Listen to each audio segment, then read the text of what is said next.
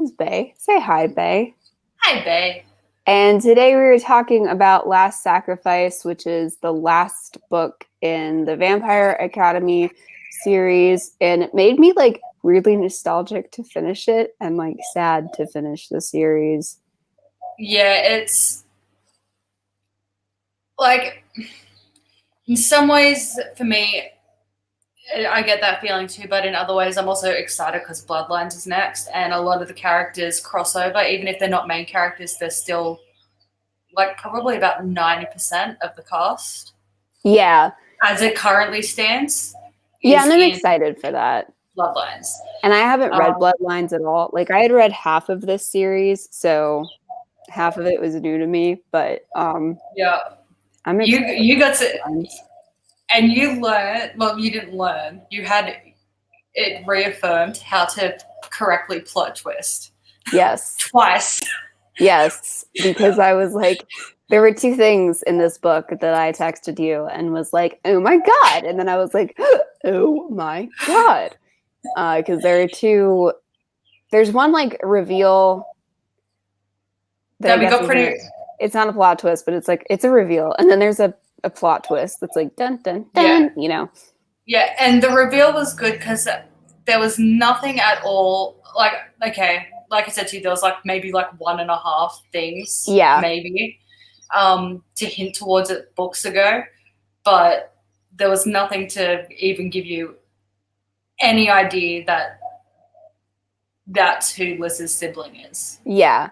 But it's done so well because like once you know, you're like, oh my God, there are hints, but they're such shitty hints. Like Because one of the hints is her eye color. She's got the same color eyes as Lissa. right, but other But people I, have I green think, eyes, you know. yeah, but I think previously as well, it's just said that she has green. It doesn't go into like Emerald versus Jade versus whatever. Yeah. Because Adrian also has green eyes, but he's got Emerald, whereas Lissa has Jade. Mm-hmm. I think it is. Either way, it's Yeah, I irrelevant. think But so. like they've got different shades of green, whereas well, we're going to discuss it anyway. Jill is Lissa's sister. There we go. She has green eyes, but I don't think it ever, says Jade Yeah. green eyes. So, and then in the last book, I think it was last book. There was the conversation about how apparently Lissa's dad liked the showgirls in Vegas, and Yeah. Jill's mum is a dancer who used to be a showgirl, but we didn't find out that she used to be a showgirl until this book. But you do know that like her mom is a dancer before this, but who cares, so that's like right? the half a hint. Right. So like it's there, but it's just but like you pass it off as like, oh, okay, whatever, information about Jill's family. Because Jill's already an important character, so it's not out of place and it's so well done. I just thought of another hint that we found out as well when we found out that her mum was a dancer, that she lived in Detroit. And then when they're on the way, because we don't find out that Jill is like Liz's sister until Rose and that get led to the house, and then Jill comes to the door. Yeah. But there is a hint though, because Rose does see a sign that says that they're in Michigan. Right. And we know that Jill is in Detroit, so I guess that's another one. You would have had to be like taking like notes on everything though to get any of that. I know, and like I'm not surprised it's a character we knew, but it wouldn't have been anywhere. Like I wouldn't have been disappointed if it was a brand new character either. I wouldn't have either, and for some reason in my head it was a brother. I don't know why, but my brain like maybe it's because she already had an older brother. So maybe. In my head it was a brother, and it was still somebody older than her. So like if it had been a completely new character, I would have been like, for sure. And then it wasn't. So no, it was Jill. Yeah. It was jailbait. It was jailbait, and it was cute. Yeah. But I guess does this book really have any new characters? I don't think so. Oh, like there's new characters, but they're ones that there's not a lot of backstory to, so the plot will explain the characters as we get to them, I guess. Yeah, I think so. Yeah. Trying to think. Okay. I mean, like there was Jill's stepdad and the Guardian and the Maroi that helped the killer. Yeah, there's like nobody that is like a character. No, they're just people that had a role that aren't really characters on their own. Yeah, they're just people that were there. Yeah. Yeah. It was a really good book though. I liked the adventure of it. Yeah, no, this is a good book. And it's like the only book that Dimitri and Rose spend the entire book together. Yeah. Because they're on the run from the law. Yeah, because they're on the run together. And so they get like, so the vast majority of the scenes are them together, unless we're in Lys's head. And so while it's a bunch of brooding, it is nowhere near as annoying. Not that like it really, not that she ever like lets it get to like the annoying stage in the other books. Yeah, but well, in this book it could have been annoying and it wasn't because they're physically together. Yeah, and I think part of it as well is they're busy, they got shit to do, and they're trained to focus on that. So every time Rose's mind starts to wander towards, that, she's like, nope, Adrian and mission, got shit to do. Let's go. But I think I've even said at some point, like, this is such a good writing trick, is when you need to have like romantic tension or like you need to have some sort of like brooding, but you also need it to not be frustrating. It's such a good trick to use, is to just have like the two characters physically together, because it is way less frustrating for the readers if they're not physically separated. Yeah. Because this book would have been so, like, it would have been unreadable if they hadn't been physically together. If she was still having the same thoughts, but without him being there to spark them. Yeah. Yeah. Or just like, for just like fan service reasons. It would have been completely unbearable. So there's that too. But just from a writing standpoint, it's a really good trick to use. Like, if you ever need the romantic subplot to not be distracting, it's good to send them on a mission together. Yeah, it's good to just send them on a mission together, like, especially if the characters are not together yet. Just have them physically together. It's very helpful. Especially when, for the majority of the mission, they're kind of isolated, just the two of them. Because, like, Sydney was with them for most of their, side quest, or main quest, I guess. But because she is an alchemist and everything like that, she still kind of kept her distance from them in a lot of ways, or they still had to work as a team in regards to protecting Sydney or stuff like that. So even though Sydney was with them, they were still kind of isolated from her as well. Yeah. Yeah, it's just one of the best ways to keep a romantic subplot not frustrating, is to, if you're going to have them physically separated, make sure that it is for a good reason, which is something that this series does really well. Like, because when they are separated, like, why. Yeah. But you're not like, ugh, seriously. Also, though, I think because of Dimitri's personal growth in this book as well, we had to be with him and see that. Otherwise, I wouldn't have bought it if he had gone on that same emotional journey at court. Yeah, no, I wouldn't have. There's no way. Because he had emotional shit he had to sort out this book, and we were there for it. Also, at this point in the story, they needed to spend time together again, because she has spent so many books away from him and with other people that you as the reader need to see like screen time with them together again. Yeah. And it was good. I texted you about this when I got up to this scene. This book had a really good, I think I described it as fluffing with purpose. Mm-hmm. The library, like, there's a scene where they're in a library while Sydney's doing research. Yeah. And They're literally just flipping through a travel book of like 100 places you should see before you die, and one of them's like the Corn Palace, and they're joking about that and stuff like that, and it's complete and utter fluff.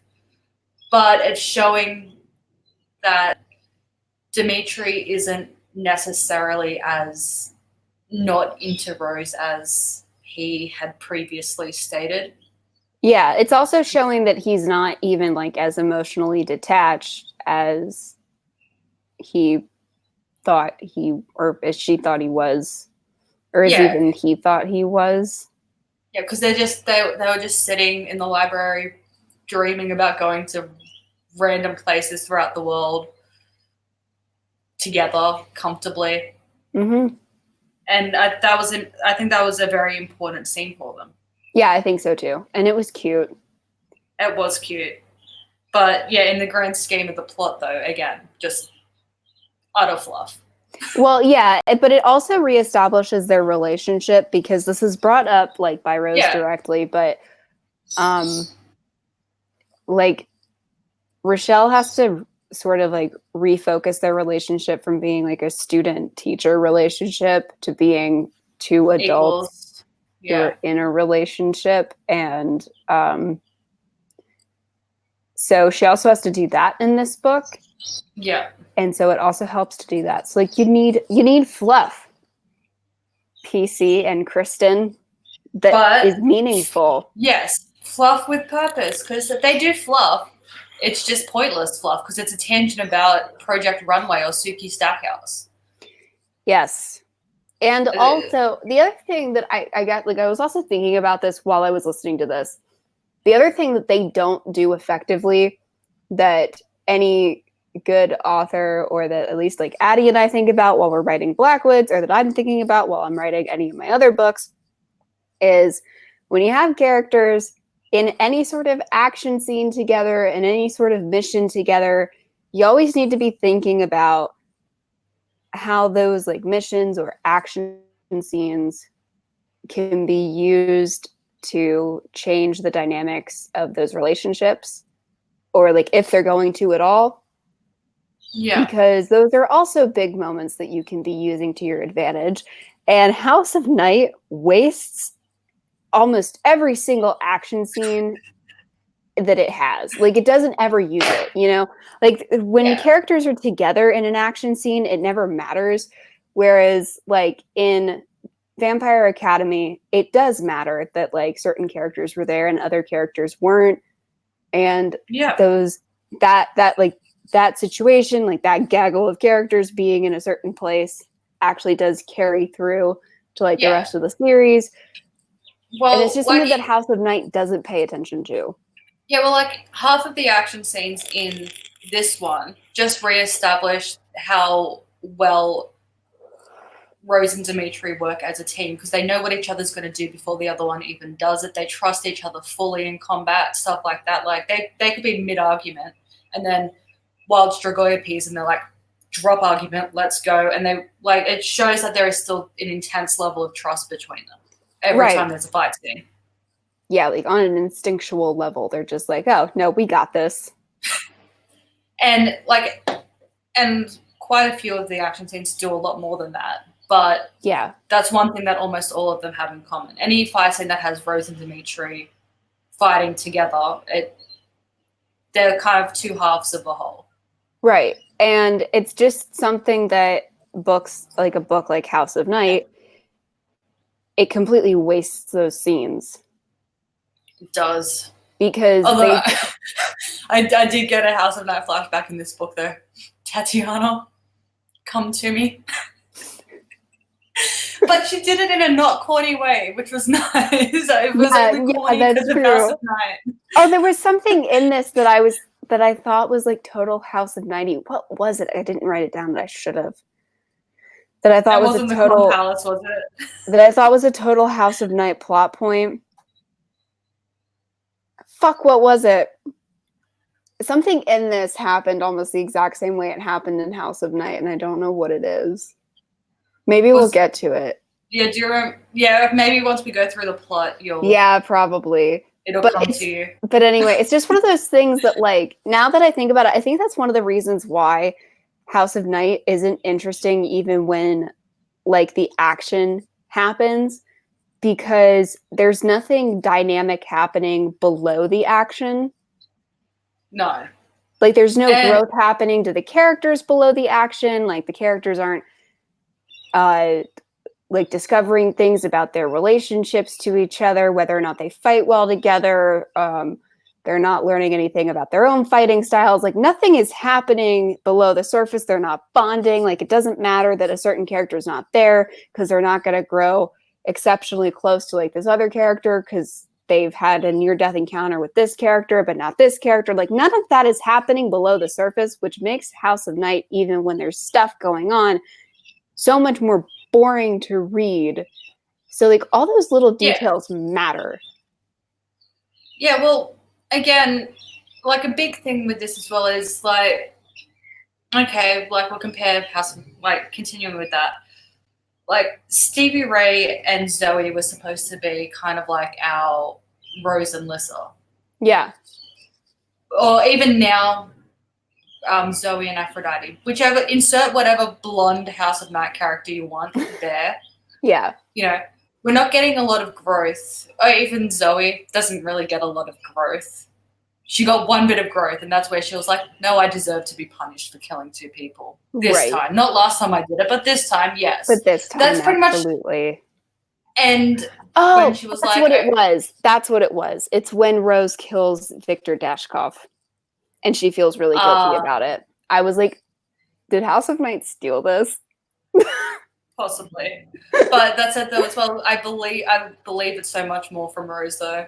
Oh, yeah, for sure. For sure. Because she's not... Rose is very aware of her strengths and weaknesses, like, whereas Zoe's just like, I'm awesome. Well, then also her reasons for feeling guilty make way more sense. Yeah. Like, Rose isn't a killer at all.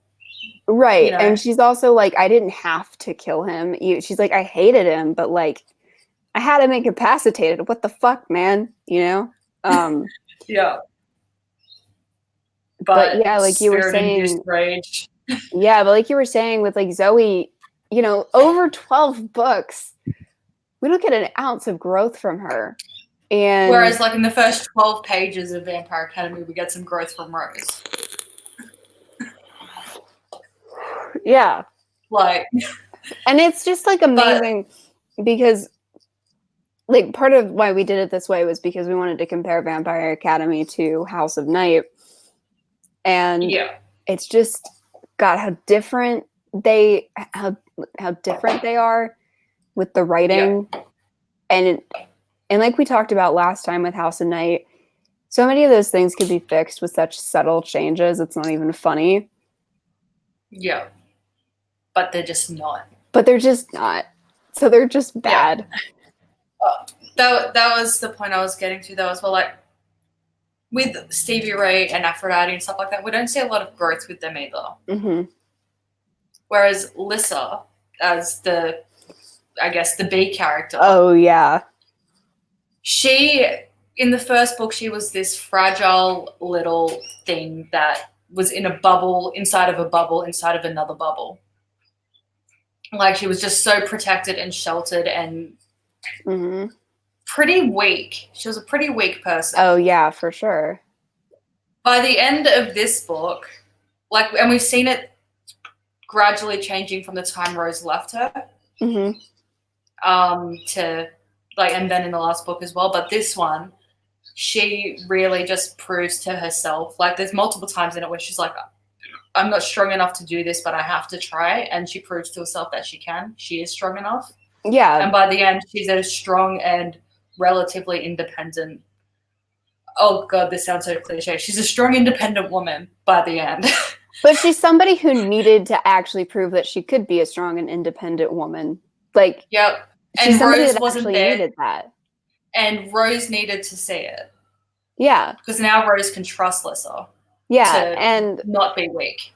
And you know, every single B character, every single major character has growth in this series. Like in this series, every single major character has growth.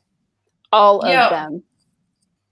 Yep. Eddie is an important character in this series, but he's not on page a hell of a lot. And he has growth. And he has a hell of a lot of growth from when we first meet him. And he's like, the first line we hear Eddie say is, "I'd like to see you naked, Rose," or something like that. Mm-hmm. Something about Rose being naked. Yeah. Even joking. And then he's just like this hardcore, focused, loyal man now. Yeah. He was a boy at the beginning of the book, and now he's a man. Yeah. And so it really feels like you're going on a journey with everybody. And like, I know we talk about the Mercy Thompson series a lot, but it's just a series that, like, I've read all the books so many times. So that's why I bring it up. Yeah. And it's also just a brilliantly written series. But it's just a brilliant, but also it's another series that, like with House of Night, has so many fucking characters. And also, like House of Night, it has so many fucking books. And those characters have all, when appropriate, like where it matters, have all gone on their own like journeys, and they've all had growth. And it's not as for like the Mercy Thompson series, I wouldn't say it's as dramatic as Vampire Academy, because like the series is different. But and also the characters are way older. They've done a lot of their growing prior to the series starting. Mm-hmm. Yeah. So like it should mirror Vampire Academy more. But like what it would also show is that like with Mercy Thompson, I think like the way that House of Night could have done it was like had the kids grow in like the way that Vampire Academy does it. But then you could have like the adults happen in the way that like the Mercy Thompson series handles it, where you have some characters where like there's a little bit of change in the background. But like it's subtle, but there's not like a ton, because you don't have time for that, but that's okay. But you can still do it to make the world feel alive. And you could have done that with the professor characters, but there's just no attention to detail. And well, because like also like if like Lenobia, she's what, like 2.5 centuries old or something like that. Yeah. She doesn't have really, like most people have done the majority of their introspective growth by the time they hit 30. That's what your 20s are for. That. Mm-hmm. Lenobia is 2.5 centuries old, and she's still behaving like a 16-year-old. Yeah. And I get that she looks like she's 25 type thing, but she's 10 times that. Yeah, like there are some people that are just going to need to be static, and it's also a way for you to convey how old characters are. Yeah. But they just don't. No, and like I handle it. Yeah, and I understand Dragon's personality shift. I think I don't understand him being Team Neferat again, because that he knows better. But I understand his complete and utter personality shift, because his Sansa, the person who made him the man he is dead. So I get that, but Lenobia's one is just stupid. Her arc is pointless and stupid and not realistic. No, it's not. It doesn't make any sense. Whereas completely worthless. Yeah, like Lenobia should have been like the Alberta of House of in the House of That World. And Alberta, we do see changes in Corova and Alberta in this series as well. But like we said, they're much more subtle. It was just like Rose is a nuisance to, Rose is actually pretty capable and Team Rose now. That's about the extent of their shift. Yeah, because they're adults, and because even when you have all these major changes, you don't need to change everything. You don't need to like do it to everybody, but you need to have subtle shifts. And like not everybody needs to go on a crazy journey, but it's going to depend on how old the characters are. But that's also how like we were just saying, you inject age into a character, like, and how you make characters feel older. Yeah, well, again, like with Alberta and Corova, like they themselves didn't change because they're old enough. Like Alberta's in her 30s and she's a guardian. So, like, add an extra 20 years for just experience. Mm-hmm. And Kuroba's what, middle-aged, late middle-aged, something like that. That's what I always got from her. Yeah. And it's not them that changed, it's their perspective on Rose that changed. Right. Which is a much more realistic development for them. Yeah.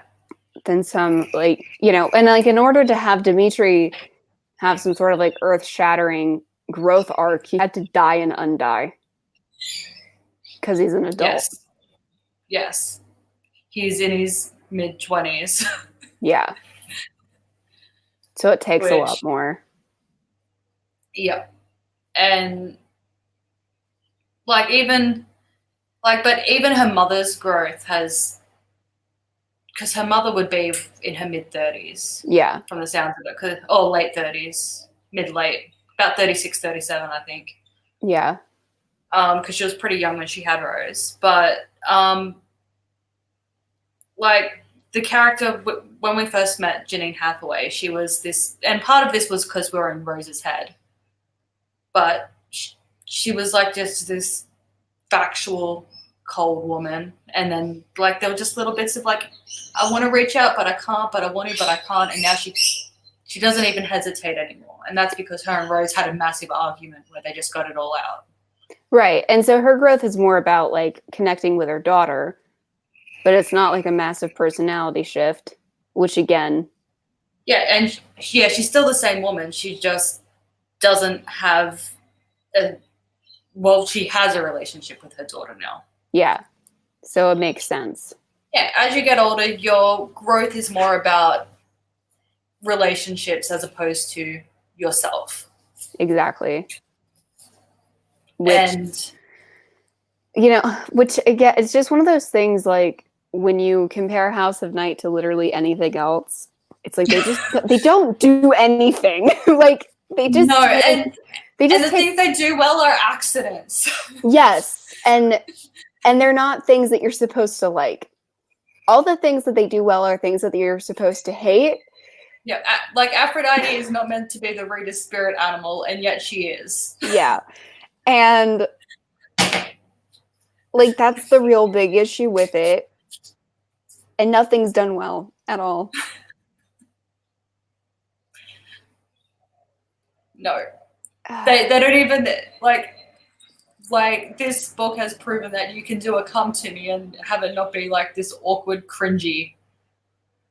Like, because I didn't really notice it. Yeah, like, when Rose says, Tatiana, come to me, like, I didn't, like, every time I hear come to me now with, like, the books, I get a mental image of that. I don't get it with this. Well, because it makes sense, because you're like, hey, you're a ghost. Because you're calling for a literal person, like a ghost, to actually. Yeah, and there was a swarm of ghosts. And she's just like, for fuck's sake, where's the correct one? Yeah, you're like, God damn it, there's 1,000 of you. Yeah. Specifically you, come to me. That makes sense.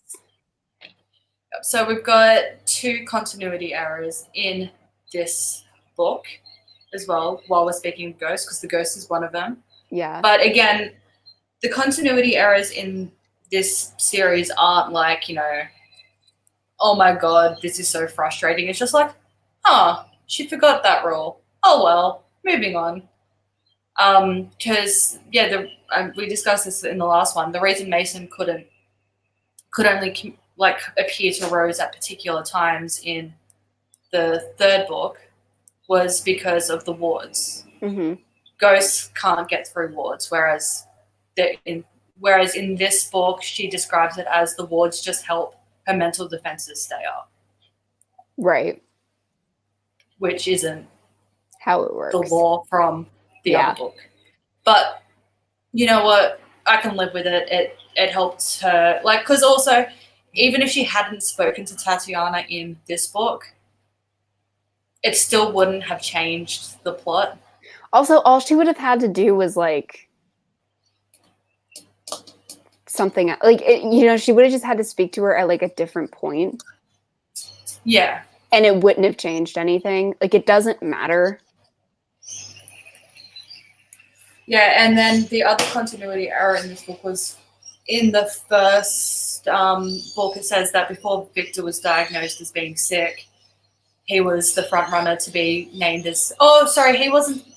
It wasn't the Tatiana becoming queen instead of him. She was going to name him as her successor. Whereas, and it was indicated that elections were only held if the current monarch dies. Mm-hmm. Whereas in this one, Tatiana had to still run for elections even though the monarch prior to her was abdicating, not dead. Oh yeah, so that's the right. other one. That's the other one, which again,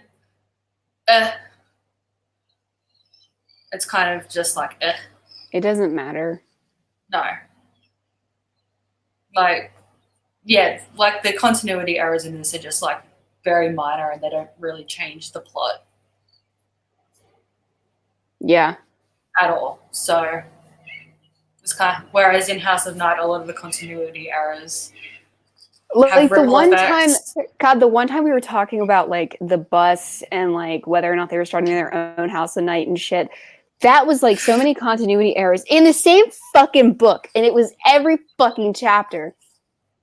Yeah, like that was an ongoing just like clusterfuck of a situation, like, and then it's like, in the one it's and then at in the least, one book it was go. like it's been 3 weeks, it's been 2 weeks, it's been 1 week, it's been a day, it's been 2 weeks, it's been 5 weeks, it's been this, it's been that, and we were like, what the fuck, how long has it been?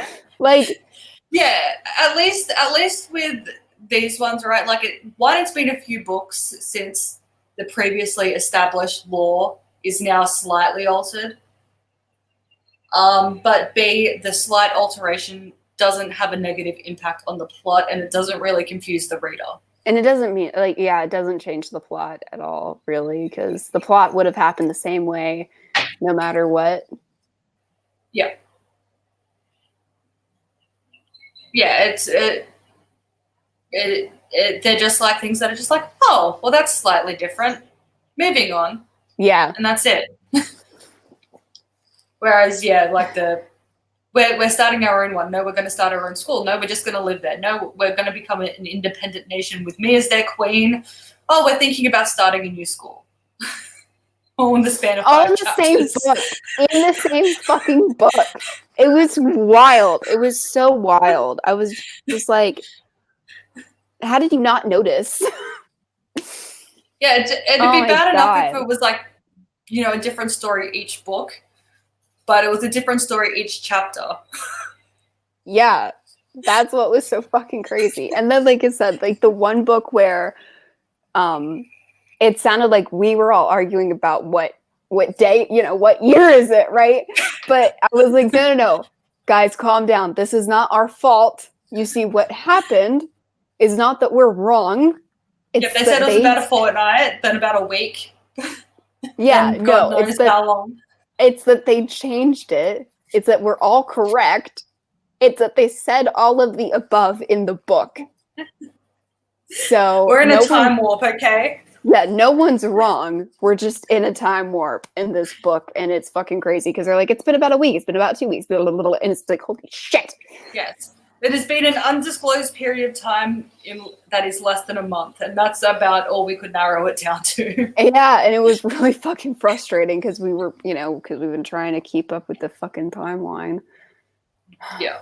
And what's wild too is like, sorry, I know we're not supposed to talk about House of Night. It's just really hard not to because we're comparing them. But what's crazy is that with House of Night, I want them not to know what they've done with the timeline. But what's wild is that because of when Otherworld begins, and that because they name drop months and shit, they know. Yeah, it is 9.5, 10 months later, depending on where in February we are. But even like while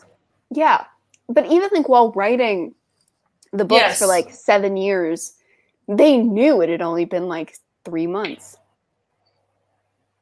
The series takes place over about 3.5 months if they're in February, because it starts end of October. Yeah. And now we're at about mid-February.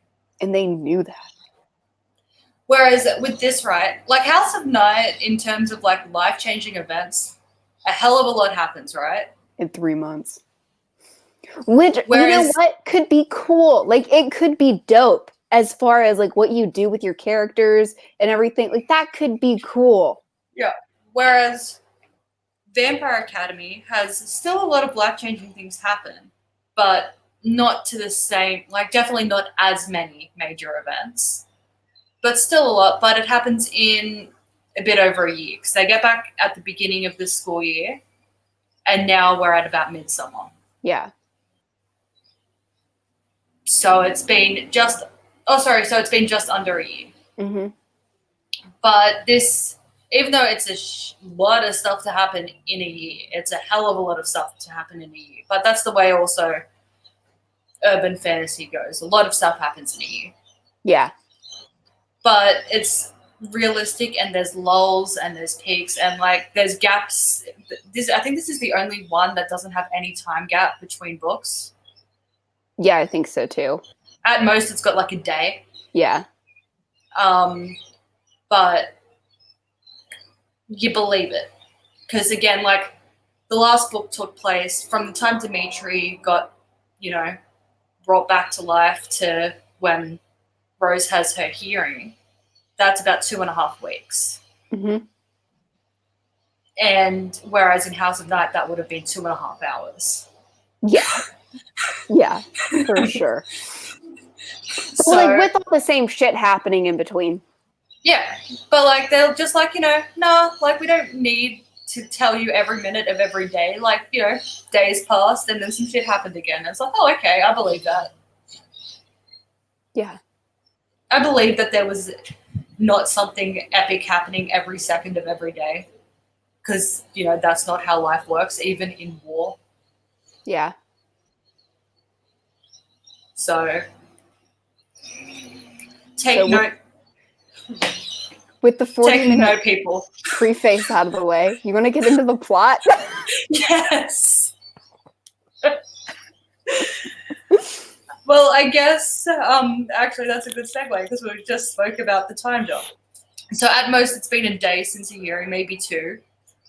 Yep. It's not long after. Rose has had enough time to memorize the note she was given. Yes.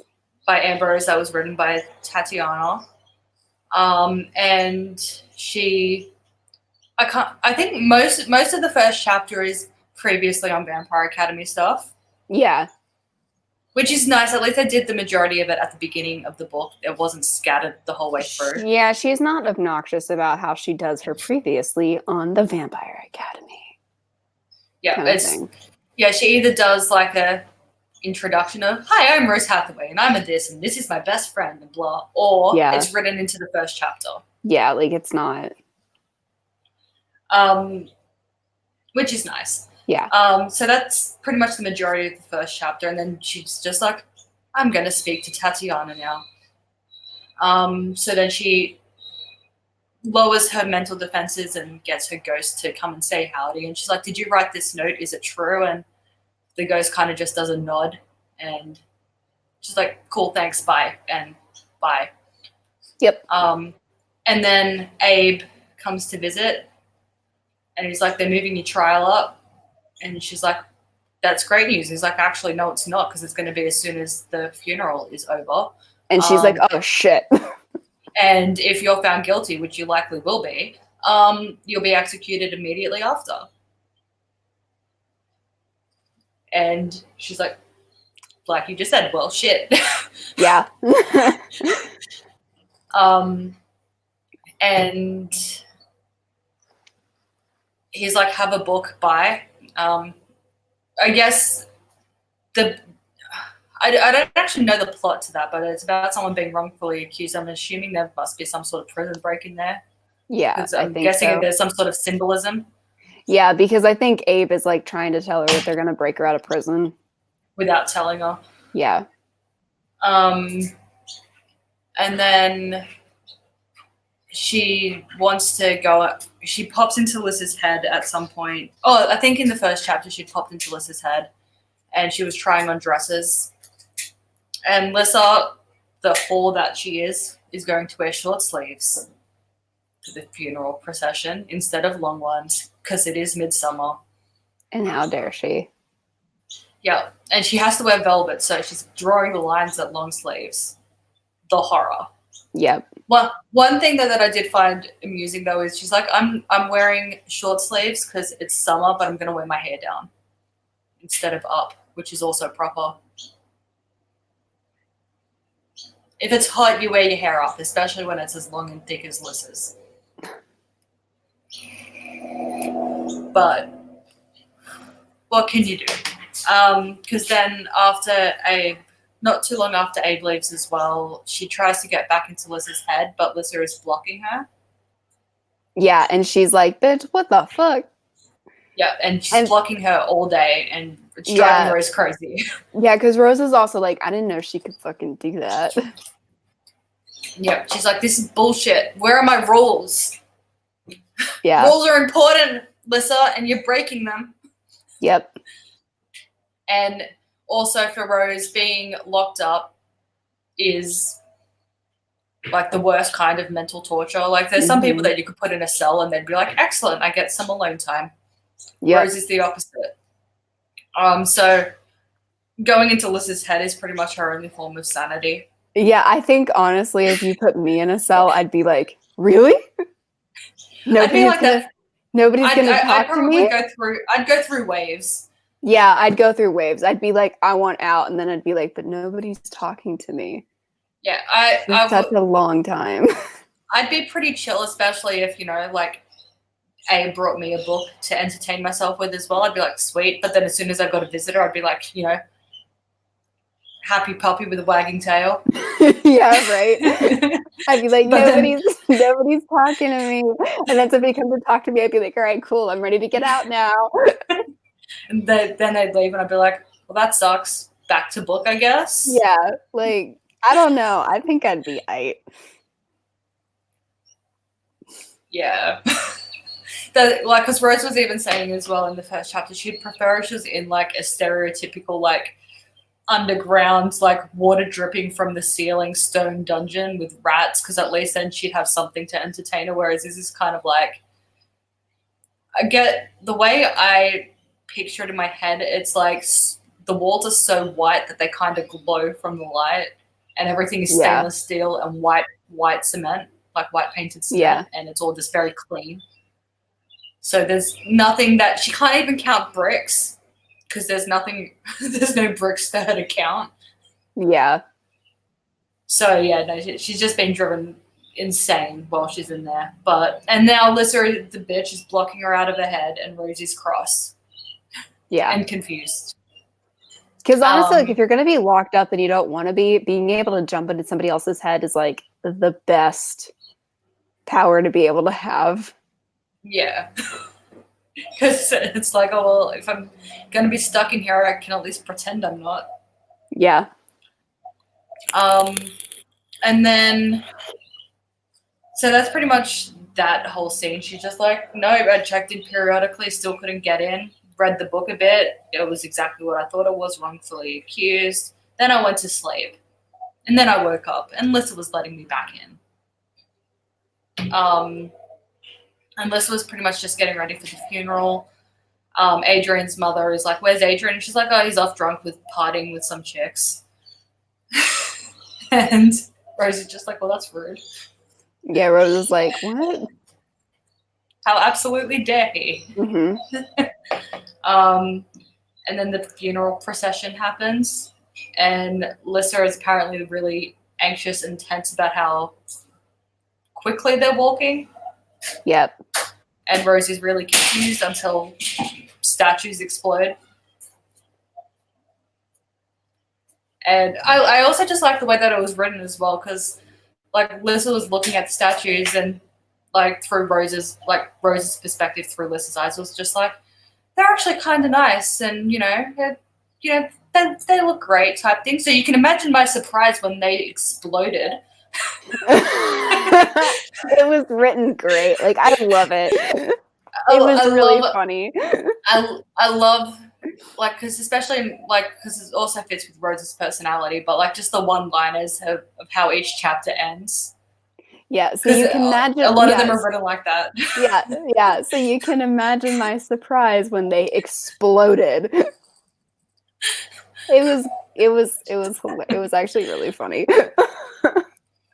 Like, and it's also just such a catchy, because each chapter is supposed to end on some sort of mini cliffhanger. Or, well, not every chapter, but the majority of chapters should end in a way that you're like, I want to keep reading. Yeah. You know, I'm not content to just go, oh, I can stop here now. Yeah. Like, and pretty much every chapter in this book ended in that way, where it's just like, nope, have to keep going. Yep. You can't just end it on statues exploding. Yeah. So, yeah, so obviously chaos ensues, and then Liz is just like, apparently just standing there looking at them, just like, yes, excellent. Oh well. And then Off Rose to the palace is like, I go. and then Rose is like, what the fuck?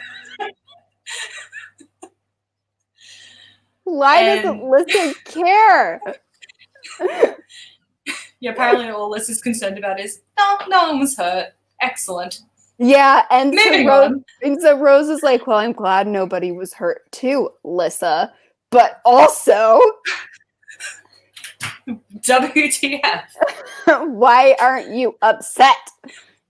Why aren't you running? Yeah, like, So then, because she's like, everybody was running except Lissa. and then Rose finally clicks on. She's like, oh, Lissa knew what was going to happen. Right. She's like, Lissa okay. blew up statues. No, she didn't, but she knew somebody did. Why is Lissa blowing up statues? And then she gets like jerked out of her head by people being like, hey, bitch, come back. Come on. We're leaving. And she's like, what? And he's like, and then she's like looking at Eddie and Mikhail. And Mikhail. And she's like, did you guys fight everybody? And they're like, no, they're upstairs because we blew up statues. Rose is like, what? And they're like, it's okay. They think he did it. And there's Dimitri.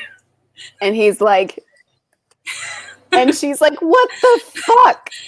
And then Adrian rocks up and he's like, oh, by the way, not drunk, not off with chicks. I'm doing compulsion, so everyone only will remember Dimitri. Eddie and Mikhail, they're sweet, they're good. It's cool. Let's go. So you should leave because we blew up statues for you. And then she's like, well, why would you use Christian to blow up statues? And they're like, we didn't. We used C4. And then she's like, how the fuck did you get? And then Abe is like, hello. And she's like, oh, for fuck's sake.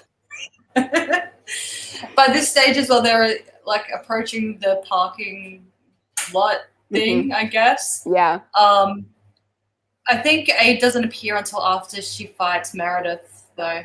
Oh, yeah, that's right. She has to fight Meredith, which is actually kind of sad. Yeah, because even though Meredith has really only, for the most part, just been mentioned, like, I don't even know if I've ever heard her really say words. Yeah. But she's one of the only other girls from Rose's class. So Rose was just like, well, this sucks. And she had to, like, choke her out until, she unconscious did. Mm-hmm. And Rose felt bad. And Meredith didn't like having to fight Rose either. And it was, I liked the complicated feelings that were visible on both of them. Yeah, it was a good fight. See, this is the thing. No action wasted. Yes. Oh. And then, Wild Abe appears and he's like, hello, daughter. And then she's like, now I know where they got the C4. And then he's like, look, it wasn't hard to come by. So if you could just get the fuck out so that we don't waste all the C4, that'd be great. And she's like, well, how the fuck are we getting out? It's like, well, according to my watch, the new gate will be appearing in approximately 3, 2, boom. Yeah, and so there's another explosion, and he's like, oh, good, a south gate. And she's like, oh, my God.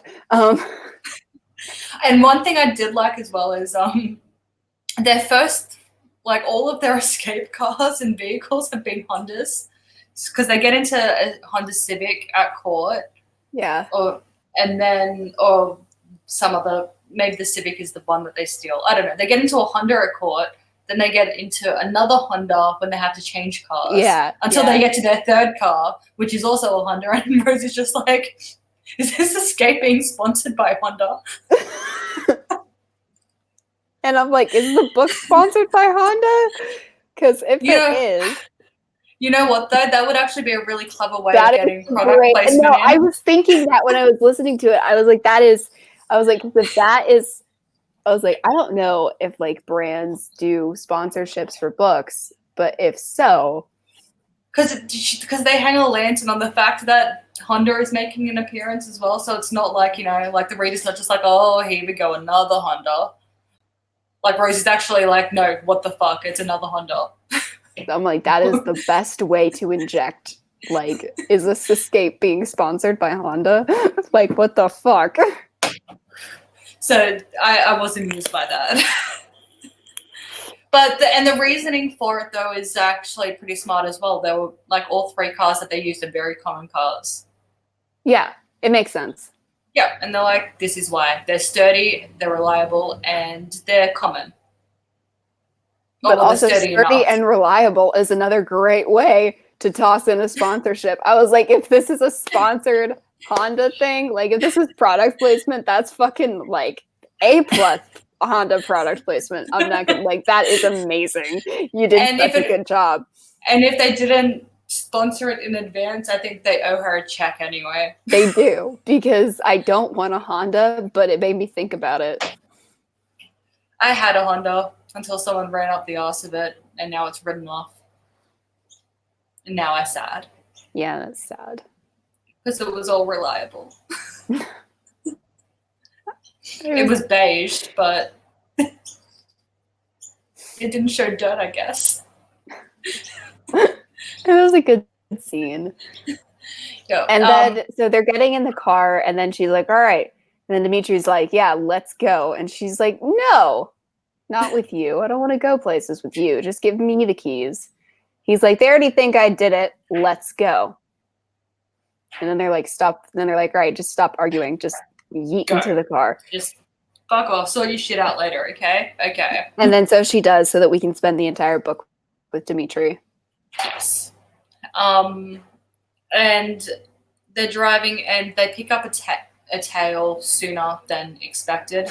Dimitri didn't think that they would follow them far enough until after they changed cars and would lose the trail. So he's like, well, this ain't good. So there's a bit of a car chase scene, and then he pulls into a mall. And he's like, we're going to meet there in half an hour. Bye, and throws her out of the car. Mm-hmm. And Rose has to do a covert trip through the mall, which I think that was pretty well written as well. Yeah, it was. Like, it wasn't overly corny. Like, a lot of those scenes, like in movies and stuff like that, you watch them and you're just like, wow, this is cheesy. Mm-hmm. But it wasn't written cheesily, so. It was fun. Yeah, it was fun, but realistic, I guess. Yeah. Yeah. So. Because, like, also, it is a little cheesy, but, like, cheesy in, like, the fun way, because there is still, like, that element of realism to it, so. Yeah, like, I think the pink trucker hat. Yeah. Helped. Yeah. With the cheese. Yeah, and, like, those kinds of, like, it's the thing, like, you're allowed to have fun. It's fiction. Yes. But, like, it still needs to be well done. Yeah, and then, like, also Rose manages to, like, because her reasons as well, she got a hat, and it wasn't, because her hair is very distinctive, and stuff like that, so she tucks the hair up and hides it in a hat, and then, like, just tags along with a group of girls and gets out, and then one of the guardians that were in the mall looking for her apparently spotted her and, like, went ahead to cut her off, and so there's a fight scene.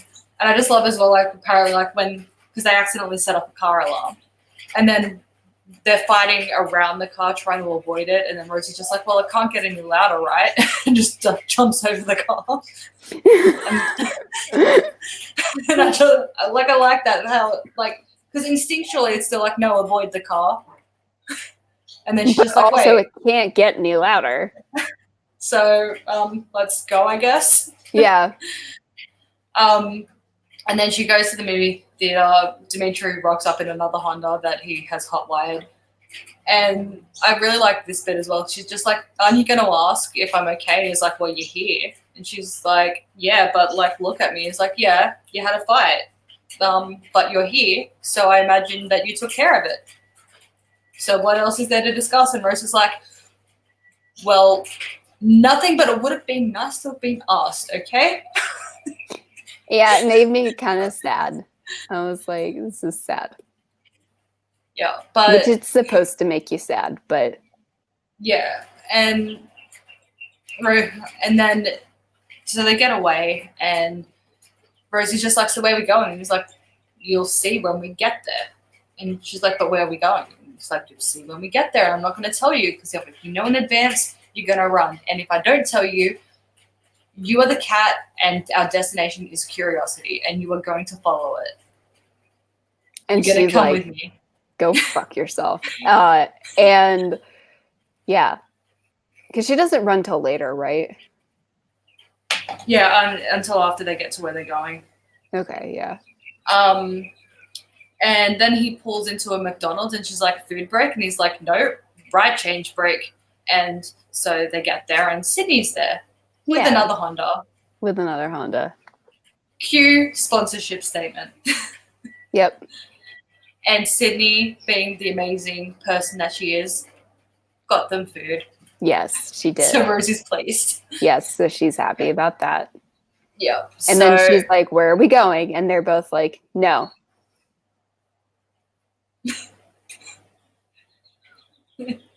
And Rose is upset. And also she's very displeased at her clothing options because Sydney just grabbed her a bunch of shorts and a dress. I mean, t-shirts as well, but and Rose is just like, but where are my jeans? Sydney's like, I had no time, okay? And she's like, and then Dimitri pulled out a leather duster.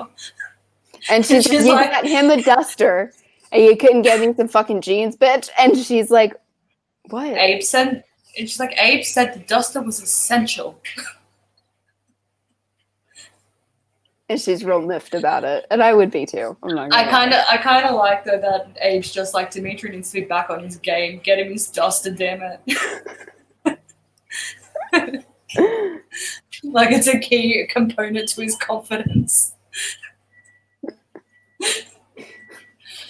So then they rock up at like this motel that is literally just called Motel.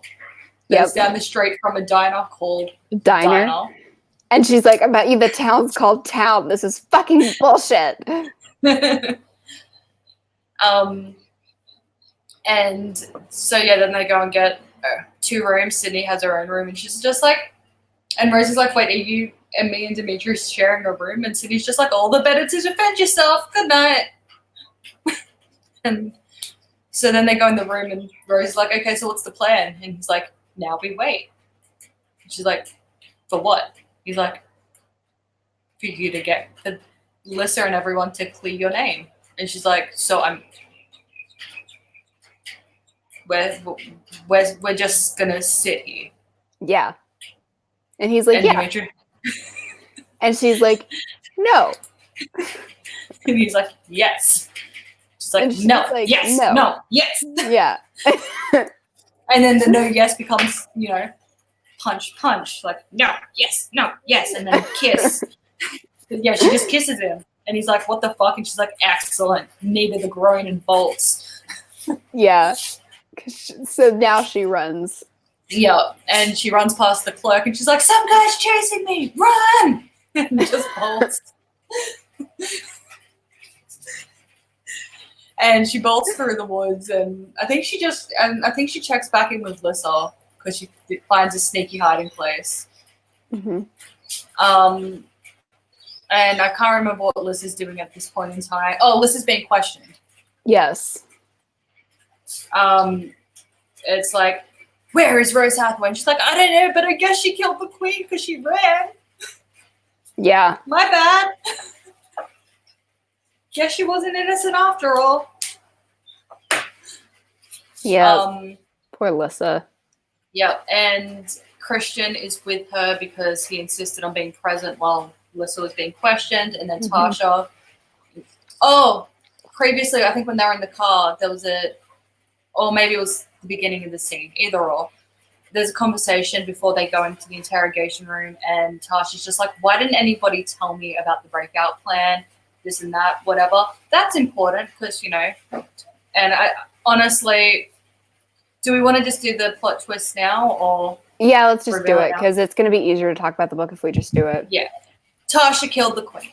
Yes. And framed Rose. So, yes. Our friend of 5 books now, including this one until the end, is the person who killed Tatiana and framed Rose. Yep. So which is rude. I know, right? Yeah. So the hints in this one, like in this scene, are one, she was furious at just how furious she was that they broke Rose out without telling her. Right. Rose was her scapegoat. Yeah. Which comes off more as why wasn't I part of the plan? I'm part of the group. Yeah, every single reaction that Tasha has in this entire book makes sense in the context that you're supposed to think it is. Mm-hmm. But then also in hindsight, you're like, you sneaky bitch. Yes. And her insistence on being present with Christian gave her an easy opportunity to listen to the interrogation and find out what they knew and whatnot. So I think that's her motives. She wants as much information as possible so she knows how she can try and cover her ass if need be. But then also she's also furious that they got Dimitri involved. And that's because she's still in love with Dimitri. Right, but it comes off like she's just protecting him like how everybody else is trying to protect him. Yeah, because they've been friends for years. Yeah. So, and this scene also shows us, because they're like, well, why the hell would Dimitri break Rose out? That's a bit extreme for a teacher to do. And because Alberta is there as well in questioning, they brought her in for it. Alberta more or less gives Alyssa the look to say, just tell them. So Alyssa's like, look, they were involved. That he loves her. That's why he did it. And based on Tasha's reaction to that news, she knew. She didn't know, but she knew. Yeah. Which is also why she framed Rose. To get Rose out of the way for her and Dimitri to have babies. Yep. So it's a bit... I don't think I could love someone enough to frame their girlfriend for murder. It's a bit creepy, right? Yeah, it is. I mean, but it also works because it's more like that is such the secondary motivation, though, is how it's presented. She killed Tatiana for one reason, but she framed Rose for that reason. Yeah, she killed Tatiana, but also she picked Rose, but then she had to pick somebody to frame, so she picked Rose as the scapegoat. Yeah. Because she was like, well, that's convenient. Yep. So that's pretty much that scene. They're like, look, they think that Alyssa and that were involved, but they can't prove it, so they're just kind of like, we'll be watching you. Mm-hmm. Don't leave town. Yeah. I guess. And that's pretty much that scene, and then bam, Dimitri crashes into her and he's like, you're a fucking idiot. I know you. If you'd stayed in town, I would never have found you. But I knew you'd come here because I know you. And she's like, fuck you. You don't know me. He's like, yes, I do because I found you. And he drags her back to the hotel and all the police are there. And he's just like, you had to say something to the clerk, didn't you? And she's like, I panicked. And so then they start walking down the highway and find Sydney and the car. And she's like, well done, guys. We're here for 3 hours and you blew it. Well done. And she's like, well, I wanted to leave. And she's like, good job, you fuckwit. Yep, so Sydney's panicking and she's like, maybe I know somewhere we can go. Maybe. Oh, because also Rose is like, oh, we got something else we can do instead of waiting around. And I don't think she's told them yet. Oh, that they can do the Dragomir thing? I don't think she has them either. Here or later. I don't know if it's here yet. She either tells them here or when they get to where they're going. Yeah. But it's soon. Yeah, so... Because also, when does she get visited by Victor Dashkov? I think it's once they're already there. Okay. Yeah. Because then, yeah, it's once they're already there, the first night, and then the second night is when he visits her again. He visits her 2 nights in a row. So Sydney's like, I think I know somewhere where we can go, because they're in West Virginia at the moment. We didn't say that. I know somewhere we can go that's kind of nearby-ish, and no one will find us, so let's go there. So she drives off to the middle of nowhere and just parks the car in a tree clearing. And she's like, okay, out we get. You guys are good fighters, right? And they're like, yeah, why? And she's like, you're going to need it. And they get out of the car and bam, they're surrounded by vampires. But Moroi. So it's fine, but it's not fine because it's like kind of like the impression we're given about their appearances is like, almost inbred mountain men, but without the deformities. Yeah. It's a weird bit of the book. Yeah. So she's taken them to the keepers, which means that these Moroi, Dampies, and humans are keepers because there's all 3 of them there. They call themselves the keepers because they keep the old ways. So they still use magic offensively. The Moroi, Dampies, and humans all fight. They're Moroi marry humans, and apparently also they're kind of like Mormons as well. They have polygamous families, and it's all just very like weird. Yeah, like the next night they're at the campfire and like there's this Moroi human couple making out, and then he'll like start making out with a neck and then drink the blood for a minute and then go back to making out with her, and it's all just very casual. There's no taboo, I guess, of blood drinking. Yeah. So they get taken to this guy's house who he's a Moroi, and then there's a human woman with him and some Dampies and whatnot, like children, and they're like, is she your housekeeper? And he's like, no, that's my wife. Or it's just like, what? You married a human? What the fuck? What the fuck? Yeah, like what? And then just looking at the Dampiers, like, you guys were made from a Moroi Dampier union. You were made old school way. And this is weird. Yep. So they really questioned Rose's like lifelong beliefs of like what was right and wrong. Yep. And Sydney has very mixed emotions because Rose even says to Sydney, she's like, you can't be happy about this. And she's like, look, it's disgusting. But I guess also you guys mingle with human society, whereas these guys don't. So like, is one really better than the other? These are both bad. Or is it just like, I guess? And then there's like, they have like a son who is Rose's age. Yep. And he's instantly taken with her. Yes. And Dimitri is like, stop leading him on. And she's like, I'm not. And then he's like, do you want to come see my man cave? And she's like, for sure. That's the next day though. That's the next day when that's they right. see the man cave. No, but she agrees to it, I think, like the night before. Oh, maybe, yeah. She's like, yeah, sure, maybe sometime I'll go check out your cave, I guess. Yeah, and he's like, don't lead him on. And he's like, what? He was being nice, I was being nice back.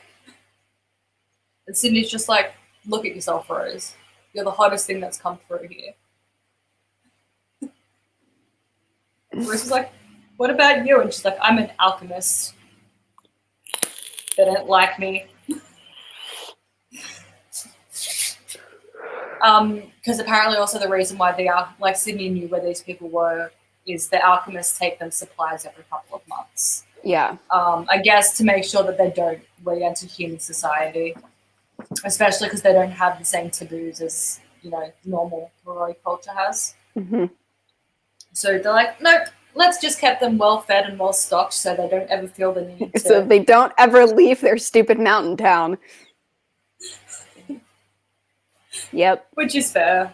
But then, like, the next day, she does go see his man cave, especially because Dimitri is like, please don't. Disapproving and she's like, look. fuck you. And so she does what, especially I would do in that situation, which is immediately go see his man cave. Yeah. Because I would also do that. Like, natural contrarian. I'm like, I wouldn't be able to help myself either.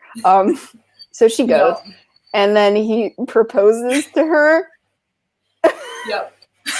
And she's like, what? But I'm at 18. He's like, that you're an adult. I'm an adult. And she's like, not ready. And he's like, well then, okay. He's like, shit. Like, she's like, what do I do? How do I say no other than no? And he's like, well, then take this bracelet. And she's like, okay, I'll be nice. And then that was a mistake. Yes, but we'll get to that. But it's funny. Yeah. Because because the night that they first get there, she goes to sleep and Spirit Dream occurs and she's expecting Adrian. But it's Victor Dashkov and Robert DeRue. Yes. And he's just like, well, look who broke out of prison. And she's like, how'd you know? He's like, because I'm not retarded. I hear things. And she's like, oh, okay.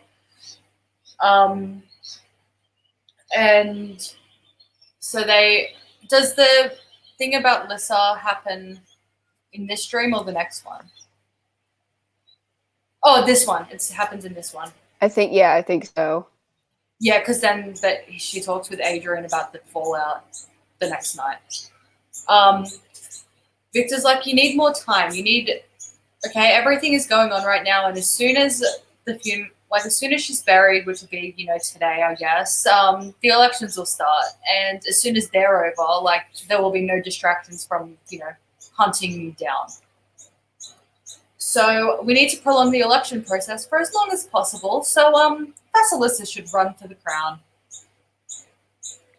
And she's like, but how? She's not eligible. And he's like, au contraire, mon frère. Yeah, no, he's like, oh, no, absolutely the fuck not. She's not. Actually, she is. And she's like, oh shit, this shit could actually work. Yeah, so the way that the law is written, to be nominated to run in the elections, all you need is to be of royal blood, of age, and have 3 royal nominations. Mm-hmm. She can't be confirmed as she can't be voted for as queen because she doesn't have a family. She can't be part of the council because she doesn't have family. But the nomination process does not mention family. So she can be nominated for a competition she can't win. Yeah, so she can be in a competition that she can't win, which can stall everything so that Rose doesn't die. Yes. So then that's what they do. So Victor toodaloos, and then Rose gets pulled immediately into an Adrian dream. Mm-hmm. And he's like, sorry about the shitty situation. And she's like, yeah, we're still in the hotel in West Virginia. Of course we are. And it sucks. And and he's like, okay, well, I miss you, boo. And she's like, oh, wait, before you go, this is the thing that should happen. And he's like, but why? And she's like, because time. And he's like, fine, but Liz is going to be pissed. And she's like, yeah, for sure. But you got to do what you got to do, man. and he's like, okay. And so then he goes and does it. Yeah. So then Rose wakes up the next day. Then Dimitri wakes her up because it's time for her to be on watch, and Dimitri has a snooze, and I think it's during this that she pops into Liz's head, and sees it all happen. Yeah. So it's at the nomination thing, and Liz is just like, oh well, this will be interesting. I'm pissed off that I can't vote, but it's good to be a part of this process because Tatiana has now been buried. Yep. I think they also go and see Ambrose. Yeah, it's actually hard to remember what happens in what order with Lyssa's side of things because it's back and forth. But yeah, I think it's the Ambrose thing first, and then the election thing happens a bit later. But we'll discuss both now. Yeah, because they both happen today anyway. Yeah. We'll do the Ambrose thing first because I'm pretty sure that happens first. Because Abe mentions thinking he saw Ambrose be a bit sus with Rose in the courtroom, which is when Ambrose gave her the note. Yeah. So they're like, well, let's go talk to Ambrose, shall we? And so they go, and so Tatiana has literally just been buried because, her funeral was interrupted. And they go, and he's a masseuse, so he's, masseusing someone. Yes. And Adrian's like, how absolutely dare you? And he's like, it's my fucking job, you dumb fuck. I hate you right now. And Adrian's like, I hate you right now. And they're like, all right, good. Everybody hates everybody right now. But also, so they start questioning him, and Ambrose is just like, wait, you think I killed Tatiana? And they're like, well, you had access, I guess. And they're like, who else could have been in her room? And he's like, a lot of other people, for fuck's sake. One of her other lovers, and Adrian's just like, ugh. Yeah. He's like, we were both seeing other people. Yeah. And as it turns out, I think Ambrose was also seeing Adrian's mom. It's hinted at, but it's not really confirmed either way. Which is a lot. Okay, it's a lot. Even as the reader, you're like, yeah. Yeah. You're like, Ambrose, what is with your taste in women? Yeah.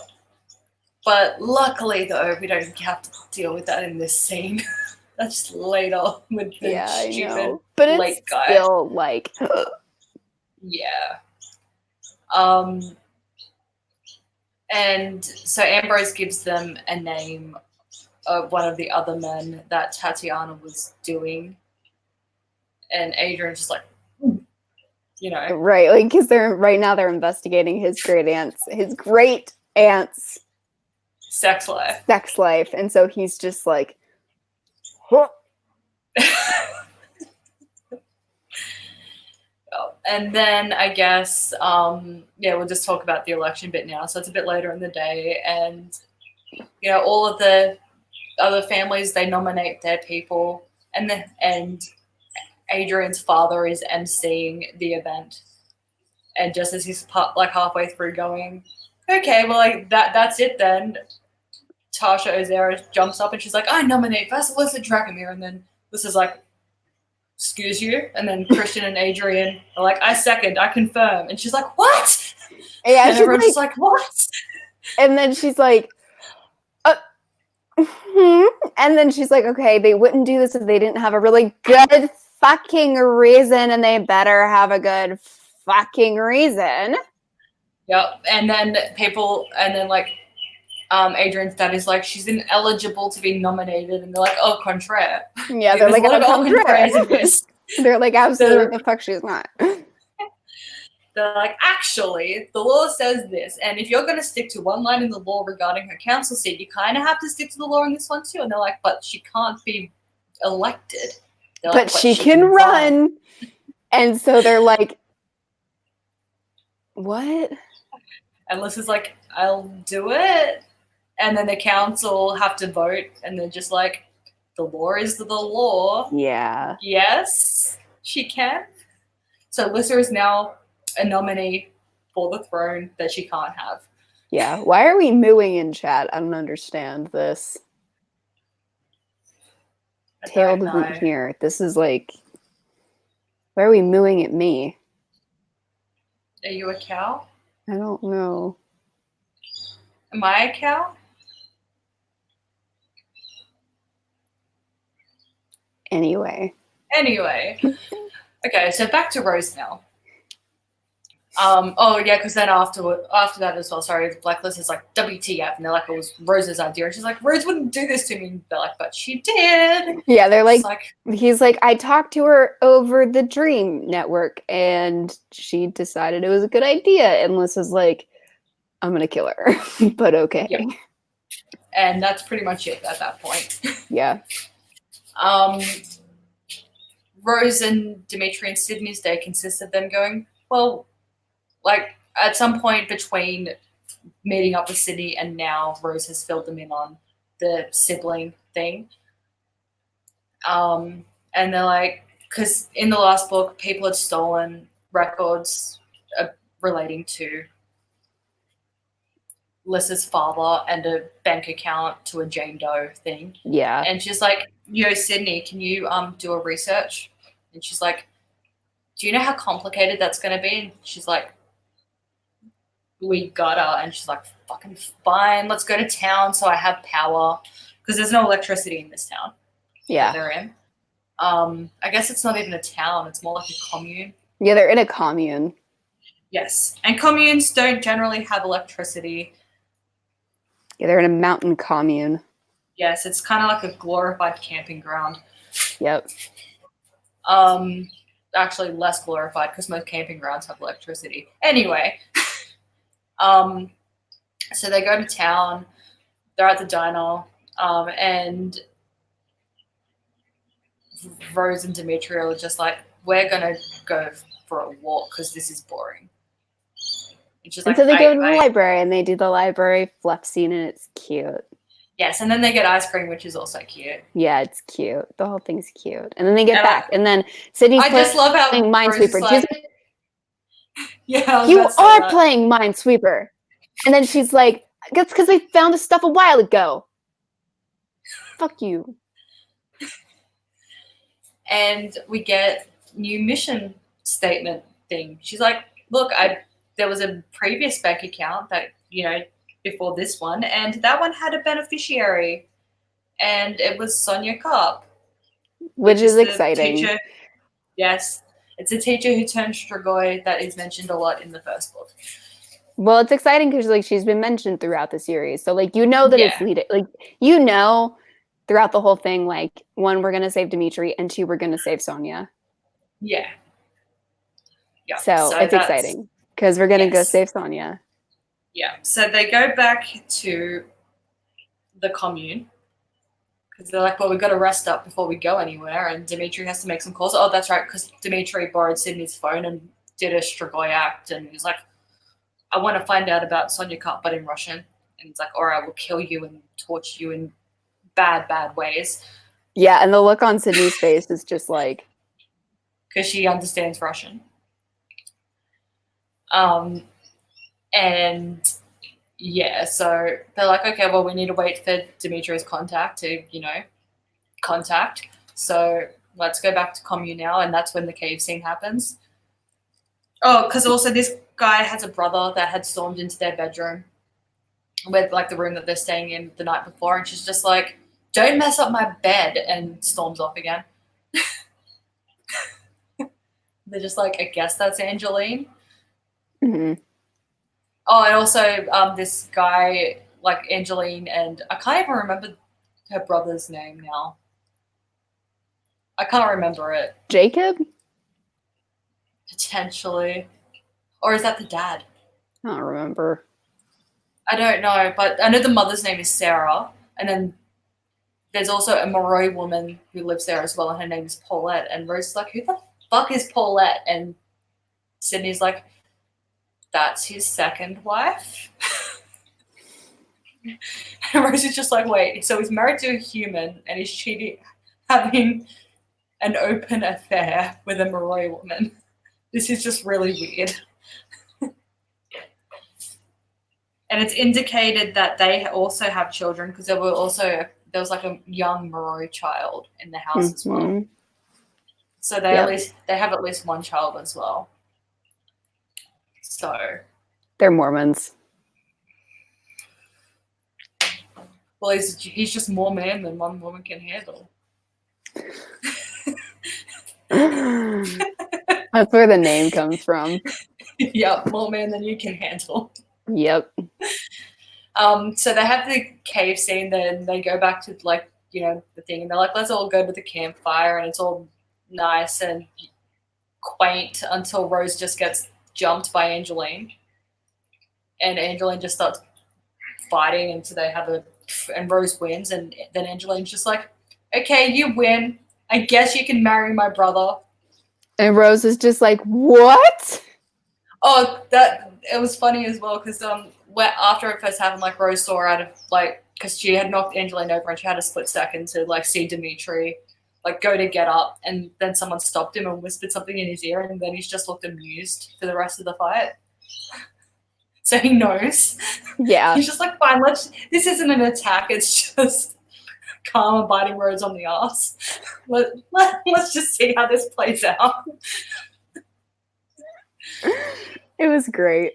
Because apparently the keepers have a thing where if before a marriage proposal can be approved of, I guess, the closest relative to of the same gender as the fiance, I guess, has to fight them. So Angeline, as the brother's closest female relative, had to fight Rose, and then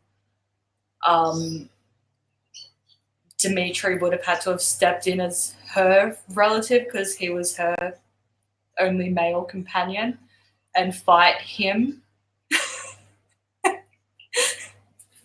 And so I love how Rose's narrative was just like, it took a lot of quick explaining to everyone, including whatever the fuck his name is, to convince them that we were not engaged. Because everyone just assumed when they came back from the cave and she was wearing his bracelet that they had decided to get married. Rose was just like, I was being nice. It's a lot. Yeah, so, and then Dimitri goes off down the street to make another phone call to his contact, and he's like, okay, we need to go speak to Donovan, so we'll go tomorrow. So they're like, okay, we'll stay here one more night. Oh no, sorry, this all still happens on the same day. Yeah. They go and speak to Donovan same day. So then they're like, bye, and they yeet. And Angeline is like, take me with you. I don't want to stay here anymore. Like, I want to go live in an actual city, like Rubiesville. Apparently, that's a very small city, and Rosie's just like, it's a pretty small town, not city, town. Yeah, she's like, city? No. And Rosie's just like, look, I can't, bye. Yeah. And leaves. And that's important to remember because Angeline may or may not at some point make an appearance in Bloodlines. Is she a major character? Not initially. Okay. Got it. But later on, yeah, she does become part of the group. And so they leave and go to speak to Donovan, and he works at a tattoo parlor. And Dimitri's like, look, I can't go in there because we need him away. And if I go in, he'll know I'm not Strigoi. And Rose is like, well, I'll go in. And he's like, no Strigoi would have a dampier working for them. Only humans. cue obvious look at Sydney.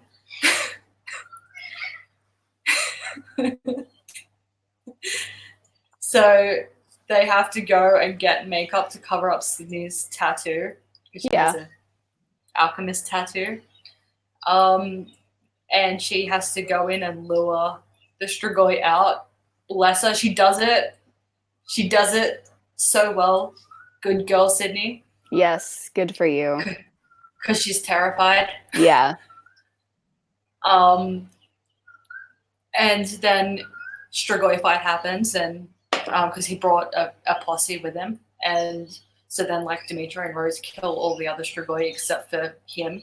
They're like, "Where's Sonia Karp?" And he's like, "None of your business." He's like, "Where's Sonia Karp?" He's like, "Paris." He's like, "France." And Rose is like, "We don't have time to road trip to Paris."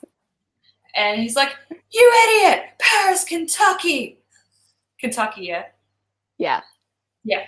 And but they're it like, was cute. "Oh." Yeah. and then just like, "Oh, okay, you can die now." But Dimitri's like, no. Like, he needs to die, and then his corpse needs to be murdered 10 times over. Yeah, it was poor Dimitri. Yeah, he had a bit of a psychotic break and just thoroughly abused the fuck out of the dead Strigoi corpse. Yeah. I guess. And Rose is like, he's dead, stop it, he's dead. And Dimitri's like, it'll never be enough. And she's like, look at my hair, how beautiful is it? He's no, like, that's not what happens. Beautiful. She's like, there's beauty in the world or some, I don't know, there's something. And then she's like, find it somewhere. There's no rainbows right now because it's dark. That's not the point. Something. And he's like, your hair. And she's like, what? And he's like, your hair. And she's like, whatever. That's dumb. Fine, touch it. Will touching it help? Touch it. Okay. You cool now? Yeah, she's like, that's so stupid, but whatever the fuck. Like, whatever works, but that's stupid as fuck, but whatever. I hate it, but whatever. Yeah, so she gets him out of his like little psychotic break thing, and then Sydney's like, okay, well, let's dissolve the bodies and no bleeding in my car, okay? Okay. Let's go. Yep. They just know that she lives on a lake in a blue house in Paris, Kentucky. Yes. And they're like, there can't be that many blue houses, but we should get some sleep. So yes. That's another thing that, like, going back to House of Night is never like, hey, are you guys like a little tired and sleepy? Do you think maybe we should go to bed?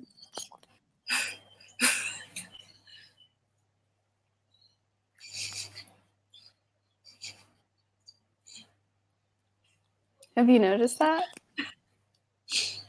No, because also well, do you also remember like when the red vampires first appeared? It's like, oh, sun's up, zombie, like just dead, you know? Yes. And now it's like, and now it's not a problem. If we poke them enough, they'll just be a bit sleepy, but they'll be fine. No, they're supposed to like Stefan style from like, you know, Mercy Thompson, like drop dead. Yeah, like that. Pretty much, but now it's just like now they can like frolic under a sheet in the daylight, and it's not a problem. Stevie Ray can go out like a member of the Ku Klux Klan, as she did in the last book. I can't believe we forgot that when we were talking about it. She literally was wearing a bed sheet with eye holes cut into it. I forgot about that until just then. You're not wrong. That's really funny. And nobody gave a shit. Not even Cramisha. I feel like Cramisha should have cared. Or Shawnee. Yeah. Well, Shawnee doesn't. Well, Shawnee's from Connecticut. Yeah. Oh, well, first book Shawnee had the accent for some reason. I don't know why Shawnee was a Southern belle when she was from Connecticut, but the first 3 books had her as a Southern belle. Bad. It's all bad, but it's funny. Yes. Yeah, so like they went from being able to like see, this is like that is a continuity error that like breaks the books, because the red vampires went from like dropping dead, like Stark could not stay awake, and like Zoe hated his guts for it, to now it's like if she's, if she just like wants him to be like awake, he's awake and he's totally fine. Like before it was like if he had to be conscious, he like couldn't function, but he could maybe be conscious for a second because of their bond. Mm-hmm. But now it's like, he can line dance and shit, at noon and everything's fine. Yeah, well, the jail scene where they went to visit Zoe in jail was the middle of the day. Yeah, and he's just like, hey, what's up? You should be asleep. That's what's up. I have a cot here. Lie down. Yeah, because you should be dead to the world. And you're not. Those books are so bad. Back to good book then. They're like, we need to sleep. So they decide to... Sydney's actually cool with sharing a room with them tonight because she's a bit freaked out. Yeah. Which, fair. Yeah. So I imagine her and Sydney had some sort of conversation before, like while Dimitri was in the shower. Can't remember it. Probably not too important. Probably more just character shit. Or even one thing I do like about this as well is like because they're already also making sure that Sydney is a fleshed out character because she's the main character in Bloodlines, and I think Rochelle knew she was going to do Bloodlines. Yeah, at this point, it's pretty obvious in this book. Yeah, so there's a lot of like we do find out a lot of character quirks about Sydney, like in this one as well. Like she's like, so what's the plan? And they're like, we find Lys's sibling, and she's like, but what's the plan? And they're like, we find Lys's sibling. And she's like, so what's the fucking plan? And she's like, that's not a plan. That's a mission statement. Yeah, she's like, that's not a plan. That's not a plan. That's not a plan. That's not a plan. What? Because Sydney is quite anal retentive. And I'm like, Sydney is my spirit animal right now. What's the plan, guys? They're like, we need more information to form a plan, damn it. So I think they're probably just discussing like, well, how many blue houses on a lake in Paris, Kentucky, can there be? Yeah. And then Rose goes to sleep, and Victor and Robert, because Robert obviously is facilitating these dreams because he's the other thing about setting up for Bloodlines is because I know Adrian's a major Bloodlines character. Yes. Is that you get a lot of Adrian set up in here too. I'm also wondering if she knew what was going to happen with Adrian and Sydney. Because also it's not really a spoiler. There's sexual tension from like the first book between them. Well, more to Adrian and towards Sydney. And Sydney's just like, ew, vampire. But she softens up. Yeah, I'm going to go with yes. Yeah. Because like she sets up Angeline in this book. Yeah, but like in the last book as well, because Sydney had seen Adrian on the video like surveillance cameras, and she's like, he's cute. Yeah. So I'm going with yes. Yeah. So she at least preps for that as well. Yep. But Victor's like, so what's the story, Morning Glory? And they're like, oh, Blue House in Paris, Kentucky is where we're going. And he's like, okay, I'll see you there tomorrow then. And she's like, wait, what? And he's like, bye. So he yeets, and then Adrian, again, 2 nights in a row, Adrian's just like, surprise! Liz is pissed. Rose is like, yes, but it's for the greater good, right? And he's like, I guess so. And that's pretty much that dream. And then next day they wake. I think next day is Liz's first task as well. It happens at some point. I forget. Oh, it happens. It happens after the fight with Sonia, because Sydney's watching her to make sure she's not concussed. Oh yeah. So they rock up at Sonia's like pretty early in the morning, I think, like normal human morning, not vampire morning. Because they're like, daylight's best time, right? Yeah. They find a house pretty easy, blue house, lake. one lake, I think one blue house, and it's got a beautiful garden, which Sonia was renowned for, having beautiful gardens. And they're like, let's go. So Rose and Dimitri go in, and like they've got a big chain, and they, like fight her, and she knocks Rose's head around a bit, and then they chain her to a chair. She's like, I'm gonna kill you. And they're like, no, you won't. Who's Eric Dragomir's daughter? And she's like, I'm gonna kill you. And that goes on until Dimitri's like, Rose, you might have a concussion. Go lie down. Yep. So then Rose goes into Lyssa's head, and Lyssa has her first task, which is just to like survive in the woods. Yeah, she gets given a map that will lead her to her first clue, and there's clues to things that she can use throughout her quest, I guess. Mm-hmm. But the whole thing is like just get to the end point and then just sit and wait. Yeah. But there's a lot of you need to have so it's more or less to test their endurance and their reasoning skills, because the more reasoning skills they have, the more stuff they get.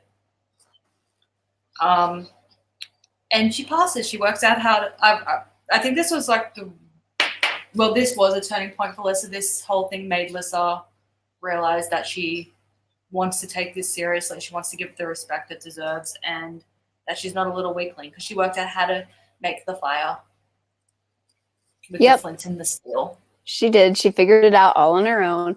And she figured it, and there are also like a couple good moments in here too, because there are a few moments where Rose is like, I don't think I would figure that out. Yeah.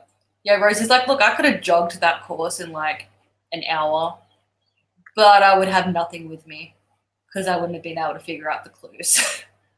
Yeah. She's like, I would have gotten through the course, but I wouldn't have figured out like the clues to it. So she would have had to sit and wait in the rain.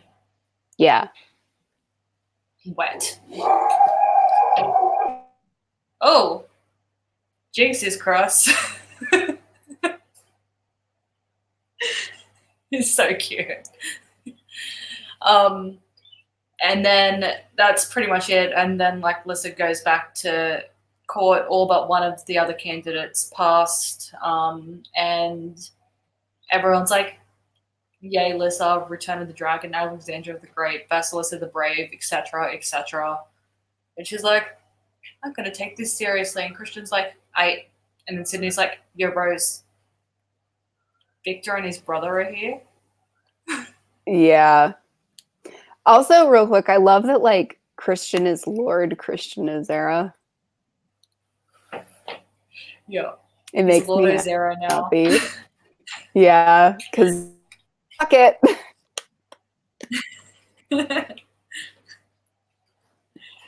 Yeah, he doesn't really seem like a lord, does he? No, but it's cute. Yes. Especially when he's just like, hey guys, make room for the princess, please. Lord Azera says so. And it's adorable. Yeah, no, that him and Lyssa both come into their own in terms of their roles this book. Yeah, and so it's like a big development on Christian's part, because he's like, I hate royal life, but he's like totally willing to use it to his advantage. And but generally his advantage if it comes to making Lyssa's life better or easier or less stressful. Exactly. So it's like it's really nice to watching them work together is super cute. Yep. And it's nice. Yes. So then Rose comes back to when Sydney pokes her, and Victor's there, and she goes downstairs and she's like, oh no. And they're like, oh yes. Hello, Sonia. And then she's like, no, don't kill her. And that's not what happens. Ta-da! Yeah, Robert stakes her, and they're like, what the? Because Sonia breaks free. In my head, you know how the Legend of Zelda games, when you get like a big chest, there's like light and it plays that noise? Like that song? Yeah. In my head, when like a Strigoi turns... God damn it, Jinx! Okay, in my head, when a Strigoi turns back into a Dampier or like a Moroi, I'm sorry. That's okay. You imagine it to be like that music with that light happening. Oh, well, because this book as well had dramatic music playing like right up until the thing, and then it's like the twinkle music again as well. You know, they really play into the dramatics in this series. They had like whenever like Rose is speaking to a ghost, there's a bit of like an echoey sound happening, and when Strigoi comes, like when she gets the nauseous feeling, like dramatic music starts playing, and it's like bum bum bum. So yeah, no, they play up the drama in the audiobook. But yeah, so Sonia breaks free, and Dimitri and Rose are trying to hold her, but they're also trying to figure out how the hell they're going to chain her because she's broken it. And then Robert just comes up and stakes her, and bam, Moray. Dun dun dun dun, like that. Yeah. Like that's what my brain does. Yeah, it's like, but like the longer one, you know. Yo. Yeah. And like you got a big chest, go you. Yeah, and according to Rose, because she wasn't sure if her connection to Lissa altered the way she saw Dimitri's change, but no, it still looks just as cool. Yep.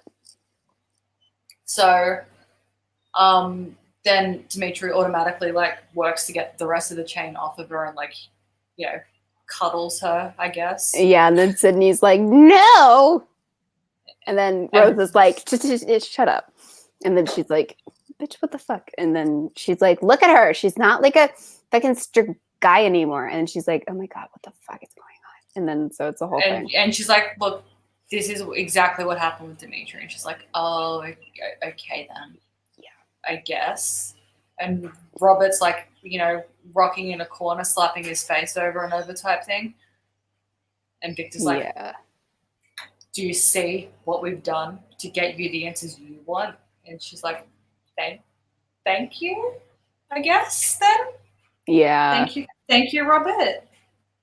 And Victor's just like, damn right, thank you.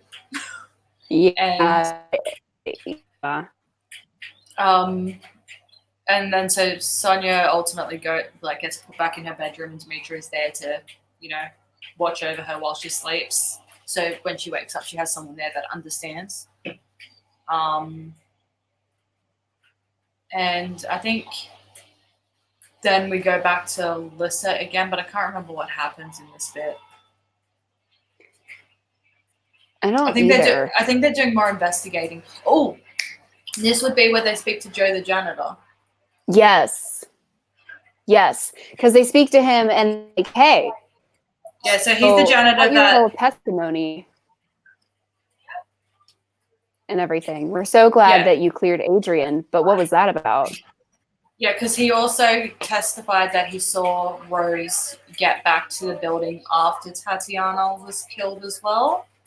Even though, as the reader, we know that Rose was in her room at the time because she was talking to Sydney when the Queen was killed. Yeah. She was killed about 8 p.m. or 7 p.m., which is when, a.m., sorry, which is when she spoke to Sydney. Yeah. So, there's that, and he admitted that Daniela paid him to give Adrian his alibi, and then someone else, a plain-looking guy, except the hand, paid him to say Rose got there after the Queen was dead. And Lissa heavily compelled him, and then Adrian made him forget, and then that was it. So they went to tell Mikhail about that, and that was about it for that scene, I think. I think so. Then back in Roseland, I guess. I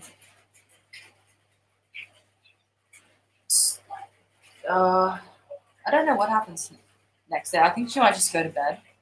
Yeah, I think so. Because I think right now we're just dealing with the Sonia aftermath.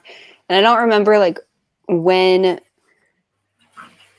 Because she wants to ask Sonia where the next Dragomir is. And then Dimitri's like, no, you can't ask her that yet. And then I think she does wind up doing it, and then like it But ends that up being a happened- big tussle. that- but I think that happens happens after later. their sleep, though. Oh, wait, no. Rose goes to sleep, wait, and then my she has hearing just went bye-bye. Give me a second. Make noise. Okay.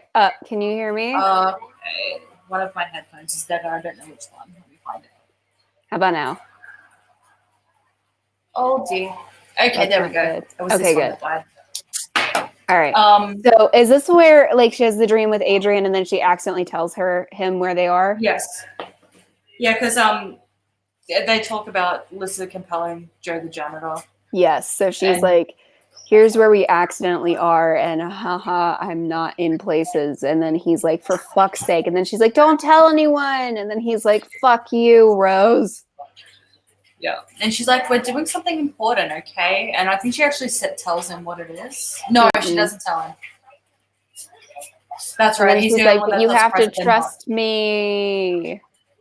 And he's like, fine, I guess. That's pretty much that conversation. Yeah. And you feel kind of bad for Adrian. Yeah. Poor Adrian does a lot of Rose trusting when he kind of shouldn't. I know. He's such a sweet guy. And then, yeah, so then it's the next morning, Rose wakes up, whatever, and she checks in on Dimitri and Sonia, and he's like, she's fragile, no questioning, and she's like, fine, I guess. He's like, okay, I'm going to go have a nap now. And then she's like, Sydney, can you go on a food run and maybe wreck Victor's car, please? And she's like, So that happens. And then Robert tries to... then Rose starts questioning Sonia about the dragony bastard, I guess. Yeah. And Sonia's like, I can't say anything. And Robert's like, just say it. And she's like, no. And then Robert gets all compelling. He's like, tell us who she is. Yeah. Like Robert and Victor fuck it up. Yeah, because then Sonia breaks the compulsion, but she's furious. So then they have a spirit battle, and she makes her vines grow and attack him. And yeah, then Dimitri comes running out, and he's like, nope. So he grabs Robert and drags him inside to get him out of Sonia's line of sight so she can calm down, because that's how spirit rages work. Yeah. And then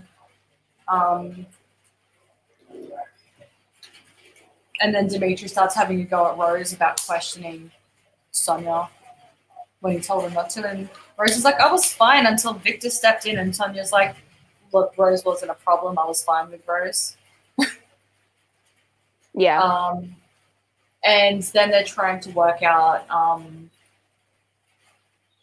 because she's like, no, I made a promise. I won't break my promise. I won't break it. And then Sydney steps in and is like, okay, let's work out a way that you can tell us and not break your promise. And then so she finds a really weird workaround, and Rose is like, this is a stupid workaround, but it is a workaround. And so it works around the problem. Because Sonia promised not to tell anyone who it was or where they are. And Sydney's like, well, did you promise not to lead anyone to where they are? And she's like, no. And she's like, well, there we go then. And Sonia's like, okay, I feel really bad about it though. And she's like, well, fuck it.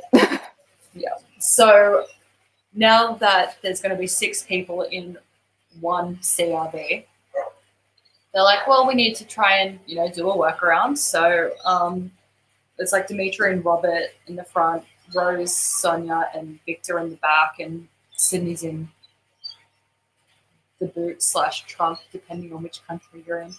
Yeah. She's in the cargo hold area. Yes. I guess. Yeah. Yeah. And she's quite displeased. Yeah, she's not happy about it. Yeah. So I think on the drive there, Rose checks back in with Lissa. Yeah. Oh no, I think it's actually in the car where she has the dream with Adrian. Maybe. Yeah, because Sonia was checking out her aura when she was in the dream. Yes, you're right. You're right. And then, because then when Rose wakes up, Sonya's like, she's like, huh, you were in a was spirit that dream. Lisa? Yeah, she's like, were you just in a dream with Lisa? And she's like, no, I was in a dream with my boyfriend. And Sonya's like, your boyfriend?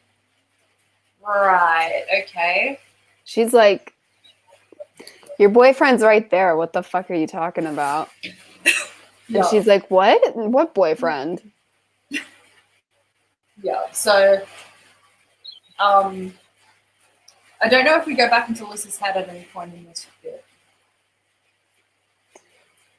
I think we do because she finds out about the third thing. Or no, the second thing where she's like in the, I forget when all this happens. Yeah, some of the chronology of the Lisa time frame might be out of whack. Yeah, because like, okay, real quick, the second, more or less, whenever Rose has downtime, she just jumps over Lisa's head. So yeah, it's like, I don't know. So like the second task or whatever is just Lissa going through like all of her fears. Yeah, she has to drink a spirit dream cup. Yeah, actually, that does happen because she speaks to Adrian, I think, directly after that. I forget when it happens, but she does the second task. But her second task is just like facing all of her fears. Yeah, because she can say stop at any point, but if she says stop, then she is out of the running. Yeah. So first she had to witness Rose dying, go to Rose's funeral, and then Christian dumps her. And the second fear is the count, like she's got to sit on the council, but they declare the Dragon family dead and rip up all their banners. Yeah. And the third one is she's having a psychotic break, and ultimately she has to face it and not let Rose take it all from her. Yeah. And then it's done. Yep. And the old lady because there's an old lady who's so old that like one of her fangs is missing and like half her teeth are gone, and she's like, Lissa estimated she was like about 120, which is about accurate. And she's just like, hello, little Dragomir. I remember your grandfather. Yep. Because apparently Lissa's grandfather ran for king and took himself out of the running when Lissa's brother was born. So because when he ran for king, after the birth of Lissa's brother, there were literally 3 Dragomirs left. So it's like, Maeve's family is more important. Yeah. So that's that bit of backstory, I guess. Yep. And then, they rock up in Michigan, and Sonya's like, okay, turn left here now, and now here, and now here, and now here, and now we're here. And then all of a sudden, Jill. Yes, while Jill appears. Because Sydney, Sonya, and Rose go up to the door while Demetra stays in the car with the brothers, because I guess one fugitive rocking up the door is better than 3. So like a man answers the door and they're like, hi, and then Jill rocks up and she's like, Dad, who's here? And they're like, Jill, and Rose's like, oh, for fuck's sake, god damn it.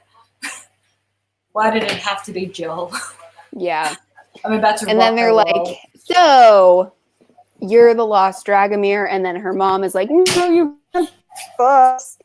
And then Sonya's like, you got to stop running from this. And then she's like, for fuck's sake. Yeah, and they're like, okay, but Jill needs to go to court now. And she's like, I don't want Jill to be involved in any of that. And they're like, you can't stop it from happening. She knows who she is now. And whether it comes out today, tomorrow, a year from now, whenever, it's going to come out. Yeah. So might as well do it while something good can come from it and get Lissa her council seat. Because at this point as well, it hasn't even crossed anyone's mind that if they find Lissa's sibling, she's eligible for the throne. They just want her to be eligible for her council seat. Yeah.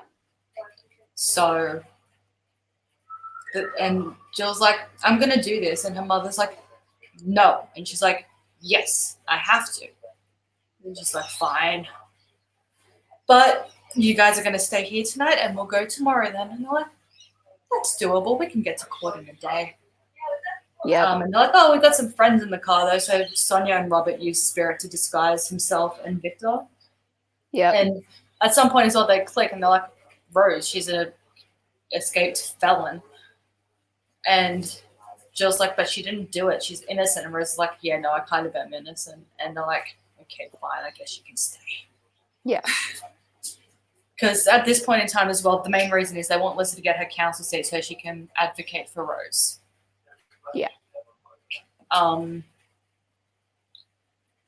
Also, at some point as well, Lissa has her next task that she needs to do as well. Which is? She gets asked a question that she has 24 hours to come up with the answer for. Yep. Which is, what does a queen need to rule her people? Yes. And she's like, oh, crap. What one thing do I need? And so she's lost on that. And then also they want to go and speak to Ambrose again at some point. I think it's after this. I think so. Oh, that's right, because Adrian's also, prior to this as well, Adrian had gotten, because Ambrose has also mentioned that Tatiana was training Moroi in offensive fighting. Oh, yeah, that's right. Yeah. And they're like, WTF. And then they want to go see Ambrose again to get the list. They speak to Serena. They speak to Serena as well.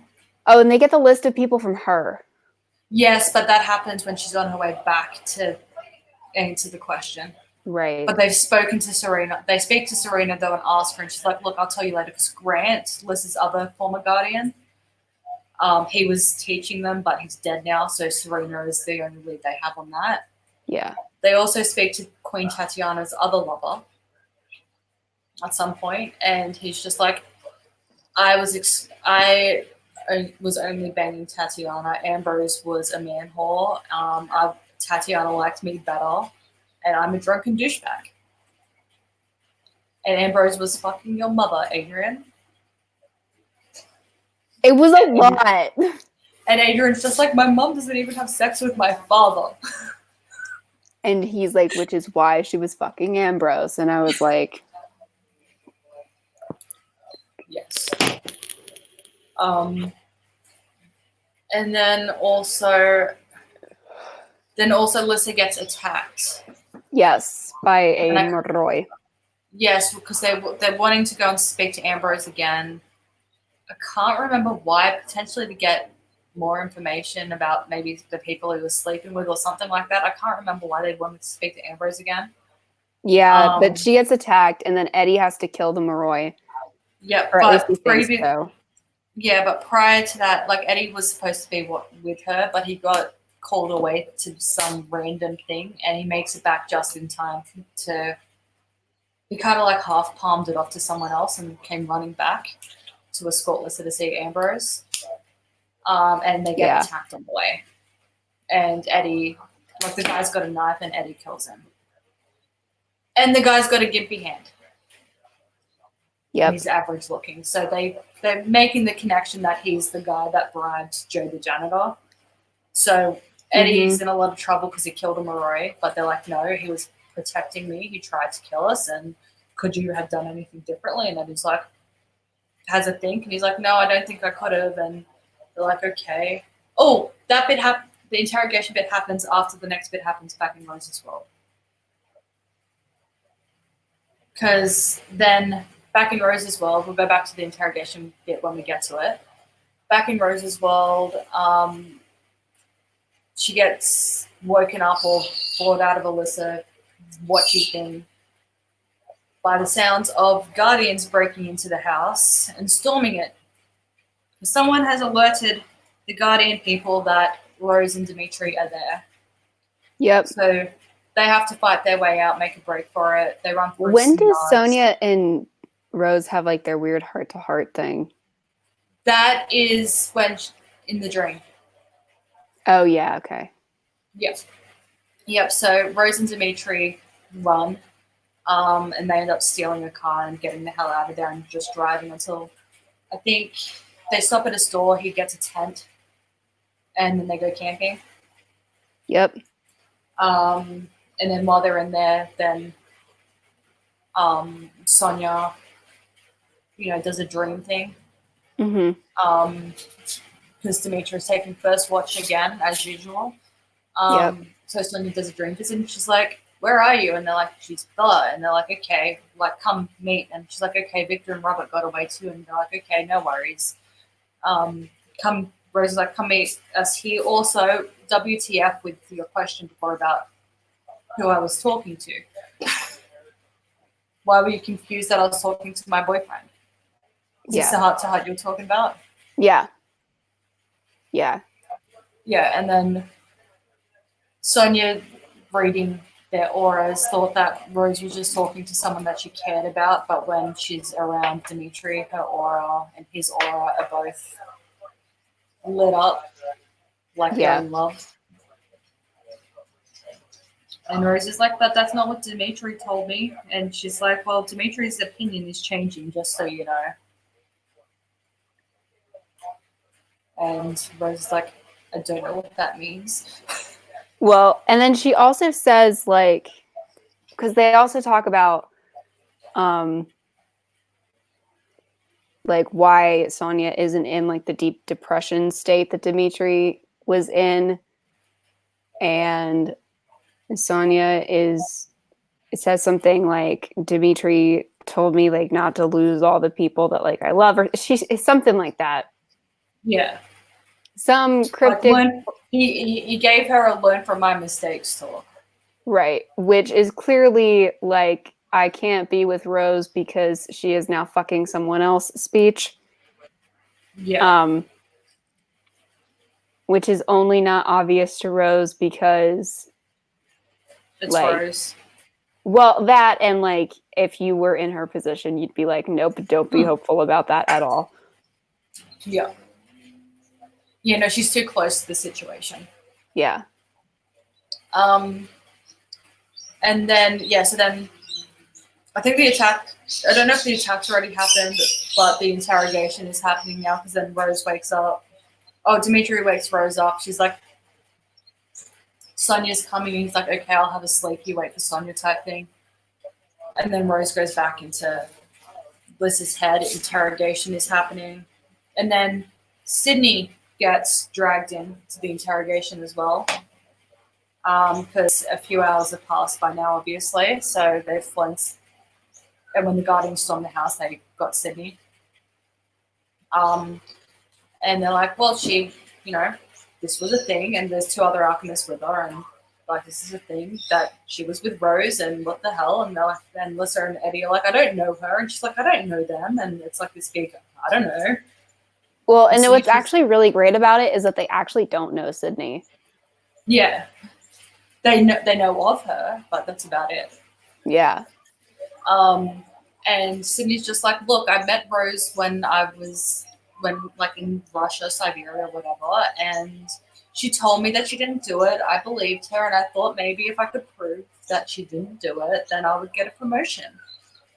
So I helped her." And they're like, "Okay, I guess that's plausible enough, but you're not leaving." And they're like, "Okay, we're going to ship you guys off to a motel down the road. Yep. And you will stay there until this matter is settled." And the other alchemist sees the photo of the dead guy, and he kind of just pauses for a minute. Then they catch it, but they don't question it. Like the gang do, not the interrogators. Yeah.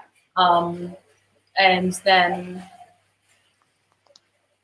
we also find out here that Jill is missing. Mm-hmm. Oh, I think Sonia might have said that as well. Yeah, Sonia says that Jill is with Victor. Yeah, and that she's been trying to get into Jill's dreams, but she's being kept awake at this point in time. So they're like, "Okay, no worries." So then Sonia rocks up, and they go with Sonia, and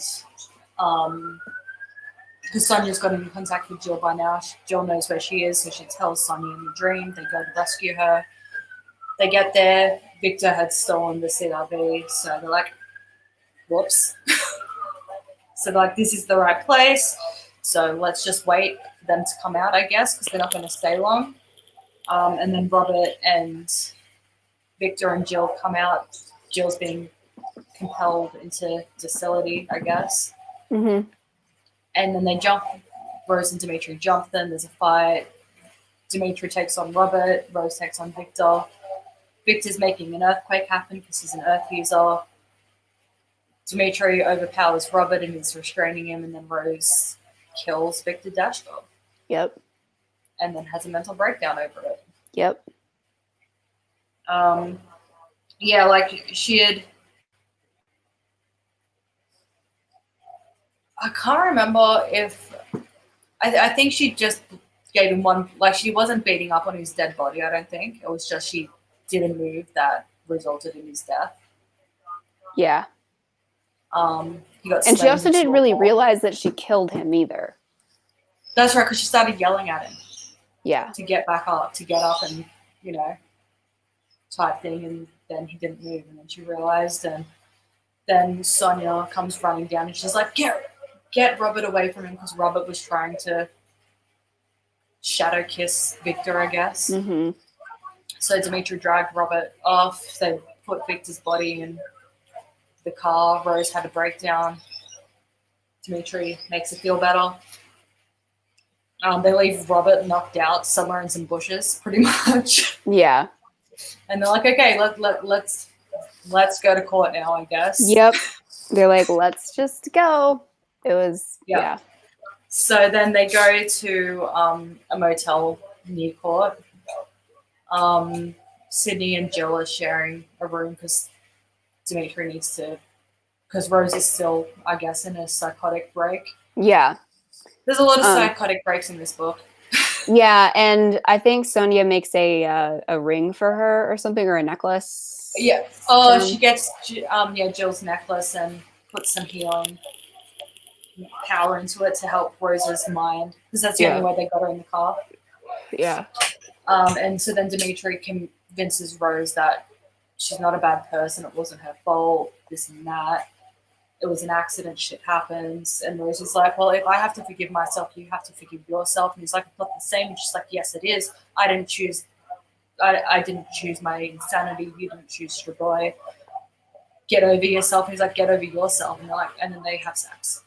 Yeah, and then they have sex. She has a mental breakdown, and then they have sex. Which is how she lost her virginity as well. Yep. And then Adrian visits her in a dream immediately afterwards, and he's like, "Wow, your aura is amazing." And she's just like, "Yes, it is."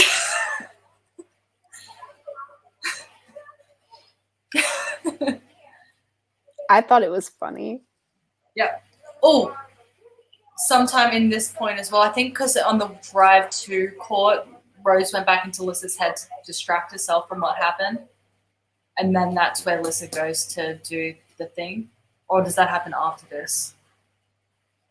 That might happen after this, actually. After this. Oh, there's also like at some point where like, I think it's while they're driving, Rose says something to him, but he's like, "I can't take the woman of a man I respect," or something. It's while they're in the tent. Yeah. And then after they actually do the butterscotch dance, she's like, or during or whatever, she's like, "It's my job to talk to Adrian." So like she actually takes responsibility for the fact that she's not doing the right thing. Yeah. I think it was the morning after, because they went to sleep pretty much straight after. Yes, Zoe. Yeah, so in the dream, Rose says to Adrian, like, "Look, we need to go and speak to that alchemist that's with Sydney right now." And he's like, "Well, we can't get in." And she's like, get Mikhail to meet us there at, I think it was like midnight, which is like something like that, I guess. At like midnight tomorrow." And he's like, "Okay, no worries." And then then Rose and Dimitri wake up, and she's like, and Rose does a very mature thing. She's like, "Look, you and I, until you can forgive yourself, you and I cannot be together, because it's not going to be healthy. I'm not going to be the reason you live. I'm not going to be the only good thing in your life. You need to sort your shit out. And if you can't, then we're done." But regardless, I'm going to talk to Adrian and tell him that it's pointless regardless. So either you sort your shit out and we can be together, or I'm just going to be alone. And that was a very mature, I think, thing for her to do. Yeah, it was just sad. The whole thing's sad, but yeah, it made sense. Yeah. It made sense for her to do it that way. Yeah. And then jump to Lissa's head, and Lissa is on her way to answer the question. Mm-hmm. Of Oh, what also, real quick, to jump back to the Adrian thing, because like we'll get into this towards the end of the book, but I guess we can just talk about it now. Adrian is like increasingly unstable when it comes to Rose, and he's like emotionally relying on her. Yeah, he's using her as a crutch. Yeah, and so like Adrian needs to not be with Rose anyway. Yeah. Just like like regardless of whatever else is going on, like Adrian also needs to not be with her. So yeah, there's Rose, that issue too. Yeah, well, and he comes to this realization in Bloodlines, and it's not really too big a spoiler, but Rose doesn't really expect anything from Adrian, so he doesn't try for her. He has the illusion of trying for her, but as soon as she's not around, he started smoking and drinking again. Like she doesn't make him want to be a better person. She just distracts him from his problems. Mm-hmm.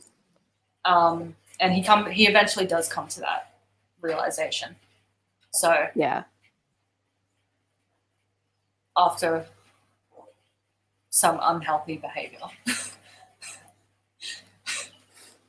which you can imagine with Adrian, what that would be. But yeah, then we jump to Lissa's head, and she's on her way to answer her question. And then Serena comes running up and gives her the list of every name she can remember Grant mentioning. And Tasha's like, "What's this?" They're like, "Oh, it's the list of people that the Queen was having learn how to fight." And Tasha's apparently looked horrified, which we also now know why, because she thought that like the Queen was doing this secretly. Yeah. You know, to see if it could be done before she wanted to have it. Test results. She wanted to have a study done before she was like presented it to the board effectively. She was doing her research. Yeah. And Tasha looked horrified, and she was like, "Oh no, I had no idea about this." And they just assumed that Tasha just wanted to be a part of it. Yeah. Was she on the list? No, Tasha had no idea. Oh yeah, okay. Daniela was Adrian's mom. She was one of the. Okay, because this whole time also we suspect Adrian's mom did it. Yeah. And more clues. She was the red herring of the book. But she's actually a really good red herring. Oh yeah, like I didn't doubt that she was a part of it. And it kind of makes sense as well, because she does end up being responsible for some of the mysteries in it, but they didn't realize until later there were two separate agendas happening. Yeah. So like what's good about her being a red herring is that she's not really a red herring. They're just attributing extra stuff to her. Yeah. And yeah, so then Lissa's like, "Okay, well, I've got to go to my test now, but thank you for this," type thing. They're like, "No worries." And so she goes, and she's like, "Oh, that batty old lady's going to yell at me if I'm late." And Rose's mom is like, "That's the old Queen, right?" And she's like, "What?" And she's like, "That's the Queen before Tatiana." And she's like, "Oh. Shit. Oh. I thought you retired to an island." And she's like, "Yeah, well, you got pulled back out of retirement because the Queen's dead, and the former monarch is the one that usually runs the test." So, And then Lissa's in talking to the Queen, and she's like, "So have you come up with an answer yet?" And she's like, "No." And then like Lissa's thinking, and then she's like, "How could I ever be as good as this woman who has given up her retirement to come back?" And then it clicks, and Lissa's like, "Nothing. To be a good ruler, like a good ruler has to give everything, every part of herself to her people. So a good queen needs nothing." And it's like, that's the right answer. And then she says, what's her name? Ariana? Ariana. Yeah, she's like, well, I hope I don't get it because Ariana should be queen. And she's like, well, sucks for you that she didn't pass this part of the test. Yeah. And then she's like, what? Yeah. So then, yeah, it ends up just being, like, by the end of it, it's just Lissa, Rufus Taurus, who is Adrian's mother's cousin. Yeah. And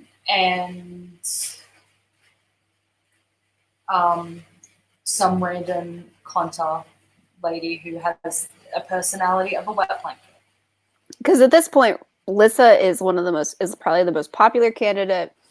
And also up to this point. Well, she's the candidate of the people. Yeah, and at this point, people hadn't really, like, none of the friend group really considered, like, that Lissa might become queen. And neither had Lissa. So Lissa's like, I'm gonna fucking kill Rose. Because I didn't, like, mean to become queen. We were just trying to buy you time, you bitch. Like, what the fuck? Yeah. You asshole. I'm gonna be queen? What the hell? Yeah, and then Lissa's like, oh, at least I don't have a family yet. I guess it's one good thing about being orphan. Yeah, she's like, thank God I don't have a family. I can't become queen. And then she does. And then she's like, God damn it, Rose. Yeah, but so then I think we go back to Rose and they drive to the hotel where the alchemists are being kept. Yeah, and then they... Oh, wait, no, not yet. Because then we go to the thing where they were like, you know, the 3 remaining candidates have to give their speeches. Oh, yeah, that's right. And Lissa's is probably the most compelling, the most universally liked, you know. Right. All that stuff. And then it comes to the point where a family member has to stand beside them. It's part of the law. A family member stands beside the candidate to show familial support. And Lissa doesn't have that. And so everything goes nuts. Yeah, everyone starts rioting effectively. Yeah. And then so everything that happens next happens in a very short time frame because then they do end up going back to court and the rioting is still happening. Like when we say rioting, it's literally just people yelling at each other, not actual full-blown rioting. But yeah. So Rose gets to the hotel. Mikhail is there and like, Rose, you know, good to see you. And then he sees Sonia. They have a reunion and it's cute. And then Adrian's there too. And he's like, oh, Rose, I missed you. And she's like, yeah, I missed you too. She's like, yeah, I missed you too, bud. We seriously have to have a chat later, but now is not the time for this. Yeah. And then then they decide that Sonia is going to disguise Rose's appearance with Spirit, and her and Mikhail are going to go. But before she manages to do that, Dimitri and Rose having a side conversation, and Dimitri kisses Rose on the forehead just as Adrian walks around the corner. And it's awkward. Hashtag whoops. Yes. But they don't have time to have that conversation. So she's like, we'll talk about this later. I'm sorry. Yeah, so she's just like, she's like, I'm going to go. Yep. So they get in, they tell, because there's 4 guardians in there, but they're like, look, they need reinforcements back at court. Everything's gone to hell, so all 4 of you are going and just us 2 are going to relieve you. They're like, that makes sense. Bye. So they run off to court. And they get in to see Sydney, and they're like, we need you to talk to Ian for us. And she's like, why? And they're like, because he likes you. They're like, because he wants to do you. That's why. And she's like, what the fuck? No, he doesn't. And they're like, yeah, no, he does. Let's go. So they go in to talk to Ian, the other alchemist, and they're like, so you know that guy? Yeah. And Rose just thinks that ultimately he's just going to confirm that Daniela is the culprit. Hashtag oopsie indeed. Sorry. And he's like, look, I saw that guy at one of our building places with a Moroi woman. And she's like, oh, can you describe the Moroi woman? Thinking it's going to be Daniela. And the description was not what she expected. And that's all we get for now. Yeah, and I was like, no, come back. What was it? Yep, so then they're like, okay, we've got to get to court. And Sonia's like, look, there's not enough room for all of us. I'm literally the only irrelevant person here. I'll stay here. The rest of you go. I'll see you later. I love you, Mikhail. Yeah. So it's Dimitri, Rose, Mikhail, Jill, and Adrian going back to court. Adrian is disguising Rose and Dimitri's appearances. Or Sonia made them a ring or bracelet. Yeah, something. But Adrian's like distracting himself by coaching Jailbait. Yeah, how to royal. Yeah. And he's like, look, you just need to stand there and just act like you're entitled. Done. Yeah, he's like, just be a bitch. Just be an entitled piece of shit. Yeah. And then Rose is trying to work out though, like, because she's like, not all of the pieces are fitting. Like, I'm seeing how some of them fit, and Dimitri's like, I know it doesn't make sense. This just doesn't make sense. You have to be wrong. And then Rose clicks that there were two agendas. Daniela's agenda was to protect Adrian, which meant that because there was also a note written to the Queen about I disapprove of your plans and spirit stuff and rude type thing. Right, which makes sense that it's from Daniela because she's like, Spirit's gonna kill people because her son. Yep. So also she wanted Lissa, like the Dracomir family, to fade into irrelevancy because Lissa is the most well-known spirit user. So she's the one that stole the Alchemist records that hide the fact that Lissa has a sibling. Yeah. And all that stuff. So Daniela was responsible for that and the note. Yeah.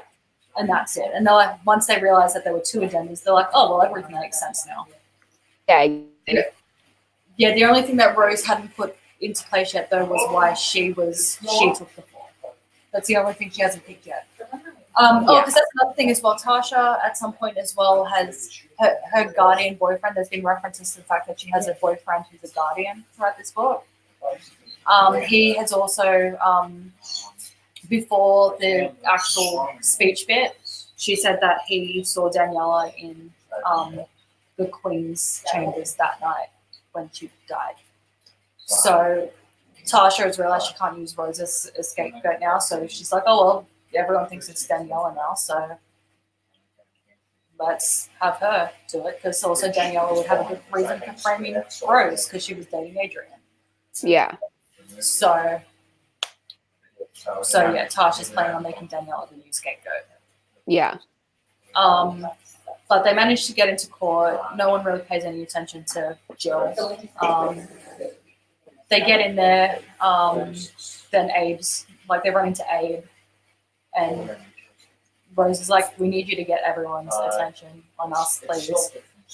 And he's like, So he goes up and just takes the microphone off of Adrian's father, who was failing to maintain any sort of control in the room. And Abe is the best character. He just whistles into the microphone. He's just like, all right, I'll have that, and that's it. That's how he does it. Yeah, and one thing I love about Abe is like an observation Rose makes as well. No matter what claim Rose makes in the next scene, he's just like, yep, and I will prove it. Like, he just rolls with it. He's like, yep, I've got all the evidence. He's like, yeah, of course, I knew this the entire time. He takes credit for everything, and it's great. Yeah, so Rose is still disguised, and she's just like, Lissa is eligible for her seat, because by this stage as well, Rose is like, oh, screw the council, Lissa should be queen. Yeah. And so Lissa's like, what the fuck? Because Lissa can see through the thing. So she's like, what the fuck is going on? You're making me queen now, bitch. And yeah, and Rose is like, she's not the last Dragomir. Dragomir had an affair, and here is his love child. Yep, here's the dun dun dun dun. Like, that's and then Abe just takes the mic and he's just like, any DNA test will prove that this is true. This is Lissa's sister, and she's eligible. And well done. Good job, you, for bringing in the person who I told you to go collect, type thing. Yeah. Like Abe is a bro. He's such a bro, and I love it. Yeah, and then people are like, oh, well, prove it. Where are these test result things? And then Daniela Ivashkov stands up and she's like, no. He had an affair with Emily Mastrano, and she's the result, and it's true. And Rose is like, you knew? And she's like, of course I knew. And they're like, well, why'd you hide it? And she's like, oh, why are you saying it now then? Yeah.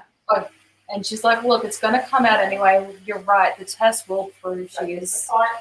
So there's no point trying to deny it anymore, I guess. God damn it. Yeah. And then Danielle's like, but the one question I have is, who the hell are you? And then she's like, I am Rose Hathaway. And everyone's like, fuck. So then, obviously, then all the Guardians start raising guns to her, and like Abe and her mother and Jill and Adrian and all that. They're all like in front of them, and they're like, okay, then I guess. And Rose is like, look, I didn't kill anyone, and I can prove it. And then Hans is like, look, can you at least just let us restrain you, and then you can say your piece? And she's like, yeah, that's fair. She's like, all right, whatever. And so then, what's her evidence? I forget. Cohesively, what's the evidence for Tasha? The fact that her boyfriend is the Queen's bedroom guard. And that the guy that tried to kill Lissa, that bribed the janitor, the right, there, was her bodyguard. Yeah, so they lay out all the evidence, and they're like, it's Tasha. And then Tasha grabs a gun. Yeah, well, because at this point as well, because Rose has also worked out why that Tasha is still in love with Dimitri, which is why she's taking the fall. Mm-hmm. And they're like, look, we're going to have to take you guys into custody until we can sort this out. And they're like, well, you should at least take Tasha in as well. And he's like, well, obviously that's reasonable. Yeah. And Tasha tries to fight, and then she gets a gun, and Liz is trying to get to Rose as well. And then she points the gun at Rose and shoots, but Lissa is in the way, and then Rose dives in front of Lissa, and Rose gets shot. Yeah. And almost deads. But she doesn't. No, she fights her way back to life herself with no spirit help. And then it breaks the bond with Lissa. Yes. I love that when she wakes up and she's like, so Lissa healed me. And Dimitri's like, no. And then she's like, so Adrian didn't because he hates me. And he's like, no, Adrian's not that petty. She's like, so Adrian healed me. Then he's like, no. And then she's like, so who the fuck healed me? He's like, nobody, you did it yourself. And then, so she's like, wait. Yeah, and it wasn't that Lissa didn't want to. She's like, hold on a second. Why the fuck did nobody heal me? Yeah, because like pretty much after like the gunshot happened, Guardians would just like take the royals, like they like more or less when someone takes a shot at the president, like how all the Secret Service just grab him and take him. That's what they did with Lissa and Adrian. So they weren't in proximity to heal Rose. So Rose had to, she had to not die herself. Yeah. And that broke the bond. Because Lissa wasn't holding her to the land of the living anymore. But as like she's dying, she's looking up at Lissa and she's looking up at Dimitri. And so like that's when like Dimitri has his big like moment because he realizes that like Rose does forgive him and that Rose does love him like unconditionally. And so like that's when Dimitri has his moment, Rose has her moment, and like Lissa has like, so everybody has like a moment. And then Rose makes it. Yeah, so Rose has been unconscious for a few days because she was shot in the heart. Yeah. Ultimately, like, yeah, she's like, how am I alive if no one healed me? And Dimitri's just like, you know that people can survive wounds without a spirit user, right? And she's like, oh yeah. I forgot about that. And then Lissa comes in. Oh, because then Rose is like, where the hell are we anyway? And Lissa comes in, he's like, I'm just gonna leave you two to it. And Rose is like, oh, Lissa's like, so I guess I'm queen now. Thanks for that. And she's like, fuck you, by the way. But also, so glad you're alive. But also, what the fuck? And I also love how Rose is just like as soon as Lissa walks in, she's trying to work out. She's like, why don't I know our bond is gone? And Lissa's like, yeah. She's like, I don't know how I feel about this because I don't know what you're feeling right now. And then Lissa's like, because then they're talking about Jill, and Rose is like, are you upset? And Lissa's just like, of course I'm fucking upset. My dad had an affair. Yeah, and Rose is like, I can't tell. But other then than by looking at you, it is weird. Yeah, but then she does work out later as well, like that she can still read Lissa's face pretty well. Yeah. So, yay. But yes, then Lissa tasks Rose with helping her speak to Jill about Jill's role in the coronation. Mm-hmm. And then Lissa is coronated as queen. Jill has to put crown on her head. Rose and Adrian have a talk, and Adrian's mad and drunk, and Rose is like, I can't. She's like, if you're going to act like a child, I can't fucking help you. I'm sorry. Like, she started off nice, but then Adrian was being petulant, which I get. But then Rose is also like, I'm not going to feed into your shit. Bye. It's just not a good situation. Like, their relationship just doesn't work. But then also, like, Rose messed up. So Adrian is, like, rightfully upset. But then also, Adrian's also, like, rightfully upset with himself because, like, yeah, he should have seen it coming. And so he's not wrong about that. But then, so it's like, it is right. It's messy in the right way. Yeah. And then Rose and Dimitri are like, yeah, we can do this. Rose is one of Lissa's guardians. Dimitri is one of Christian's guardians, so they get to be together, but not all the time, but enough, and etc. Yeah. And that's pretty much how it ends, yeah? Yeah. Oh, and then there's a really cute scene where Abe is like, Dimitri, we should go hunting together. Just you and I. Off alone in a very remote location. Yeah, with so firearms. We can discuss things. Where we can have a chat. And Rose is like, no. Yeah. And her mother's like, I would like to attend this. And she's like, Dimitri's gonna die. Yes. But yeah, that's Vampire Academy. It ends on.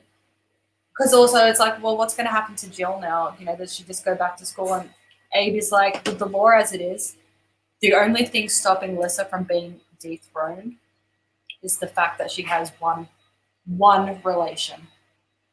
So what would you do? And Liz is just like, wrap her in bubble wrap and lock her away where no one can find her. And he's like, pretty much. Like, Jill doesn't get to have a normal life now because she's the only thing stopping Lissa from being dethroned. Yeah. So it ends with the right amount of bittersweet, but in a way that feels resolvable. Yeah. But also in a way that's like a good setup for a spin-off series. Yes. Because it's a really good setup. Series, the premise of the spin-off series is Jill must be protected. Yeah. So that's the premise of Bloodlines. Protect Jill. So I'm excited. Oh, I love Bloodlines, and I mentioned, like I said this to you before as well, like because you can tell the vibe of a show based on what color filter they're using on the show. Mm-hmm. If it's got like a more cool color filter, it's either going to be a bit more of a serious, like medical drama style thing, or it's going to be some sort of horror show. Yeah. Or something like that. Whereas like the bright ones, they're a lot more like fun and beachy and this and that type thing. Mm-hmm. And Vampire Academy is a cold color filter show with low color intensity. For sure. Whereas Bloodlines is warm with high color intensity. I'm ready for that, actually. Like, after this, I'm ready for that. Like, this has fun moments, but it's a lot more of a serious vibe to it. And a lot of serious stuff happens in Bloodlines, but I think part of it's the location. Yeah. As well. Like, because, like, This has mostly been set in mountains, either in Montana or Pennsylvania. Mm-hmm. Bloodlines is California. Yeah, I'm So ready. it's a I'm lot like more. ready for a little something a little bit brighter. Yeah, like even the covers. The covers of Bloodlines are very colorful. Because Mm-hmm. each book. Sorry, I shouldn't talk while I'm exhaling. Um, Makes your like voice like 10 octaves deeper.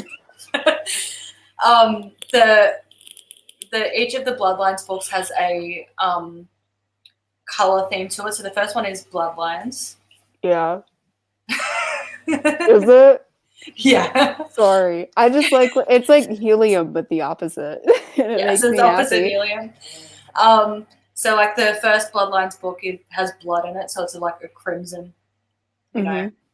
cover. Then there's like the golden lily, the ruby. I'm not doing this in the right order, but there's also ruby, circle, indigo, the indigo tattoo or something like that, or indigo spell. Sorry. Okay. I can't remember. Silver, something to do with silver, and then another one. I can't remember, but each of the covers correspond with the color hinted at in the title Mm-hmm. as well. So even just the colors are a lot more, like covers, sorry, are a lot brighter and more colorful. Yeah. So it's a very different vibe, but it's Yeah. fun. But oh my god, though, like continuing on with like a TV show analogy though, like because Rose and Dimitri are in Bloodlines as secondary characters on occasion type thing. But Rose is in the first book, and like it's like her first line in it is kind of just like a really bad cameo. Like, I'm here, hey comrade, remember this joke? Oh, no, sorry, it's old man because she's talking to Abe, and she's like, "Oh, be quiet, old man." And it's like that line, like it's like, "Hey, remember me?" Nostalgia kick. Like I'm Rose Yeah. Hathaway, and I call my dad old man. I'm Yeah. here. So it's kind of like that vibe, but it's like, oh well, I can forgive it. Yeah. But it's fun. I enjoy it. I'm ready. And it's also really interesting to see Rose from a different person's perspective Yeah, for sure. because we're in Sydney's head, not Rose's in Bloodlines. Right. So all of Rose's thoughts are Not hidden to there. us. Yes. We don't So know we what get to Rose is thinking. Yes, so we get to see Rose for how Sydney sees her, which will be Yeah. fun. Which is probably very interesting. Yes, and I love Sydney's growth throughout this series. Like Bloodlines. I'm really looking forward to it. I enjoy Vampire Academy, but I think I do prefer Bloodlines. Yeah, I'm excited to read Bloodlines. Well, I think like in a lot of ways, as much as I really like series that are darker, they're even like as much as you like them and stuff, they're harder to like reread. Yeah. Because you have to like mentally prepare yourself to do it. Yeah, and I'm not gonna lie, like some pretty like dark and demented shit happens in probably more so than what happened in Vampire Academy. Mm-hmm. Happens in Bloodlines. But again, it's a different character, it's a different feel, it's a different reason, all that stuff. So it's right. Well, it it's just still like the doesn't stuff that feel happened with dark Rose while and it's Dimitri. happening. Yeah. Right. It's so like hard and like draining so on you, angsty. the reader. Yeah. Yeah. I say that as somebody who wrote Livescraft and Yorta, knowing that like rereading that would probably be very difficult on people. But yes. like still, yeah, it's like even if like those books are really, really good, rereading them is harder. Whereas you know what's coming. Yeah, so you're just like I will say though, like when we get to the last book, the end scene, like how it ends, you're going to need all of the crackers in the world for the amount of cheese in it. Such a cheesy scene. why am I blurry? Okay, good. Like this isn't going to spoiler anything except but it's a family dinner. That's so dorky. It's a family dinner. That's so stupid. That's great. I want to like. Yeah. I don't know if I've mentioned this to you, but I feel like we should just do the entire Rochelle Mead library. Oh yeah, no, I've read Weather Warden as well, and I like that one. That's an adult one. And I think I've read like. Doesn't she do like the Succubus? Yeah, she Bees does one as well? Succubus. Yep, I've read that. I've read the first book in that series, same. I haven't read any of the others. and then yet. I stopped because I don't think I wanted to keep going. Well, because there's a lot of sex scenes in it. She's a succubus. Also, it was like, I think I read spoilers and I didn't like it, and so I was like, I don't agree with what you did. It might make sense though when you actually read how she gets there, though. Yeah, it might. So like wanna- that's why I want to do it. Yeah, I want to So- have faith in Rochelle. I trust Rochelle, so Yeah, I wanna do have faith too. in her. And also, like, I want us to keep doing books that like we haven't actually read yet. Yeah, And like, so neither one of us have gone past book one in that series, right? Yeah, I don't even know if I finished it. Yeah, I finished it, but it was hard. Because it was like 12 years ago. So Yeah. I can't even actually remember. I remember that there's a scene where someone goes down on her. That's it. That's all I That's remember. a scene that yes, that does happen. That's a scene that happens. But yeah, so we need to make a spreadsheet. Australian bacon is best bacon. I'm just saying. Dick bacon is best bacon. Sorry, Like responding to chat. I feel like it didn't update for me. Oh yes, there it is. I found it. Something about Australian bacon. Wait, what? Oh, they just mentioned you guys on Lords of the Night. Something about Australian bacon. Okay. Dick bacon is best bacon. Bay has had dick bacon. I You had had it here, yeah? yes.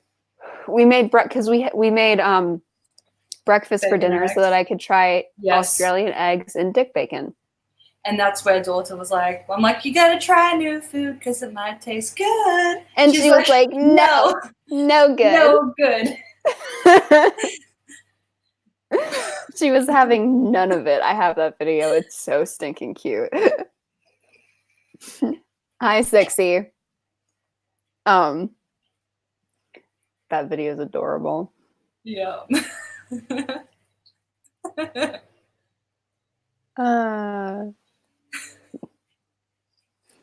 But yeah, so next week we are doing your House Night Loved. season 2.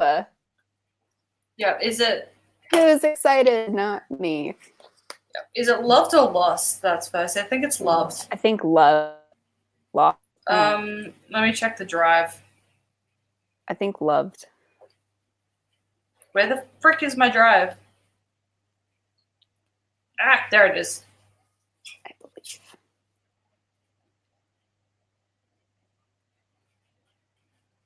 But I'm not Oh, it sure. hasn't updated. I don't know. I believe here we- it's loved. Yeah, something like that. But yeah, I think it's loved. Either way, it's book 1 of House of Night Otherworld. And don't know what day we'll be doing that yet, but we will discuss that after. Yes. With- And that's gonna be a time. Yes. Also, in case you guys haven't noticed, we have changed the time of day we are doing it because the reasons why I was staying up late to do it and Bay was getting up super early was because of, I think it was honestly because of the boy, how he wasn't at school or anything yet, and having him running around while I was streaming was too much of a pain. And we forgot that was the reason, and he started going to daycare like a year ago. And we just forgot. Yeah, like we just didn't. I don't know. So, but you were waking up super early. I was staying up uber late and then being a tired wreck the next day. And so we decided to just switch it back, especially with daylight savings starting here and ending there, which added an extra 2-hour difference. Yes. So like, yeah, during the winter, what we used to have to do was like start book club at 7 a.m. So yeah, now we're back to like our super duper back in the day OG schedule of American nighttime, Aussie daytime Yes. book clubs. Good. Yes, because I have a couple of days a week without either child now. So Good. Yeah. So, book clubs over the years are going to change depending on who has kids. Like that's Yes. just what's Yeah. going to happen.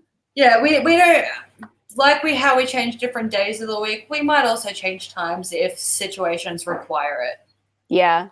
It's very flexible. Yes. Now I feel bad that you guys were sleep deprived just to stream. Don't, because we do this. We chose to. Yeah, we chose to, and then also like we do this primary like because it's fun and because we like it. So, We and don't feel bad. we also do it to spend time together. So it's all good. Because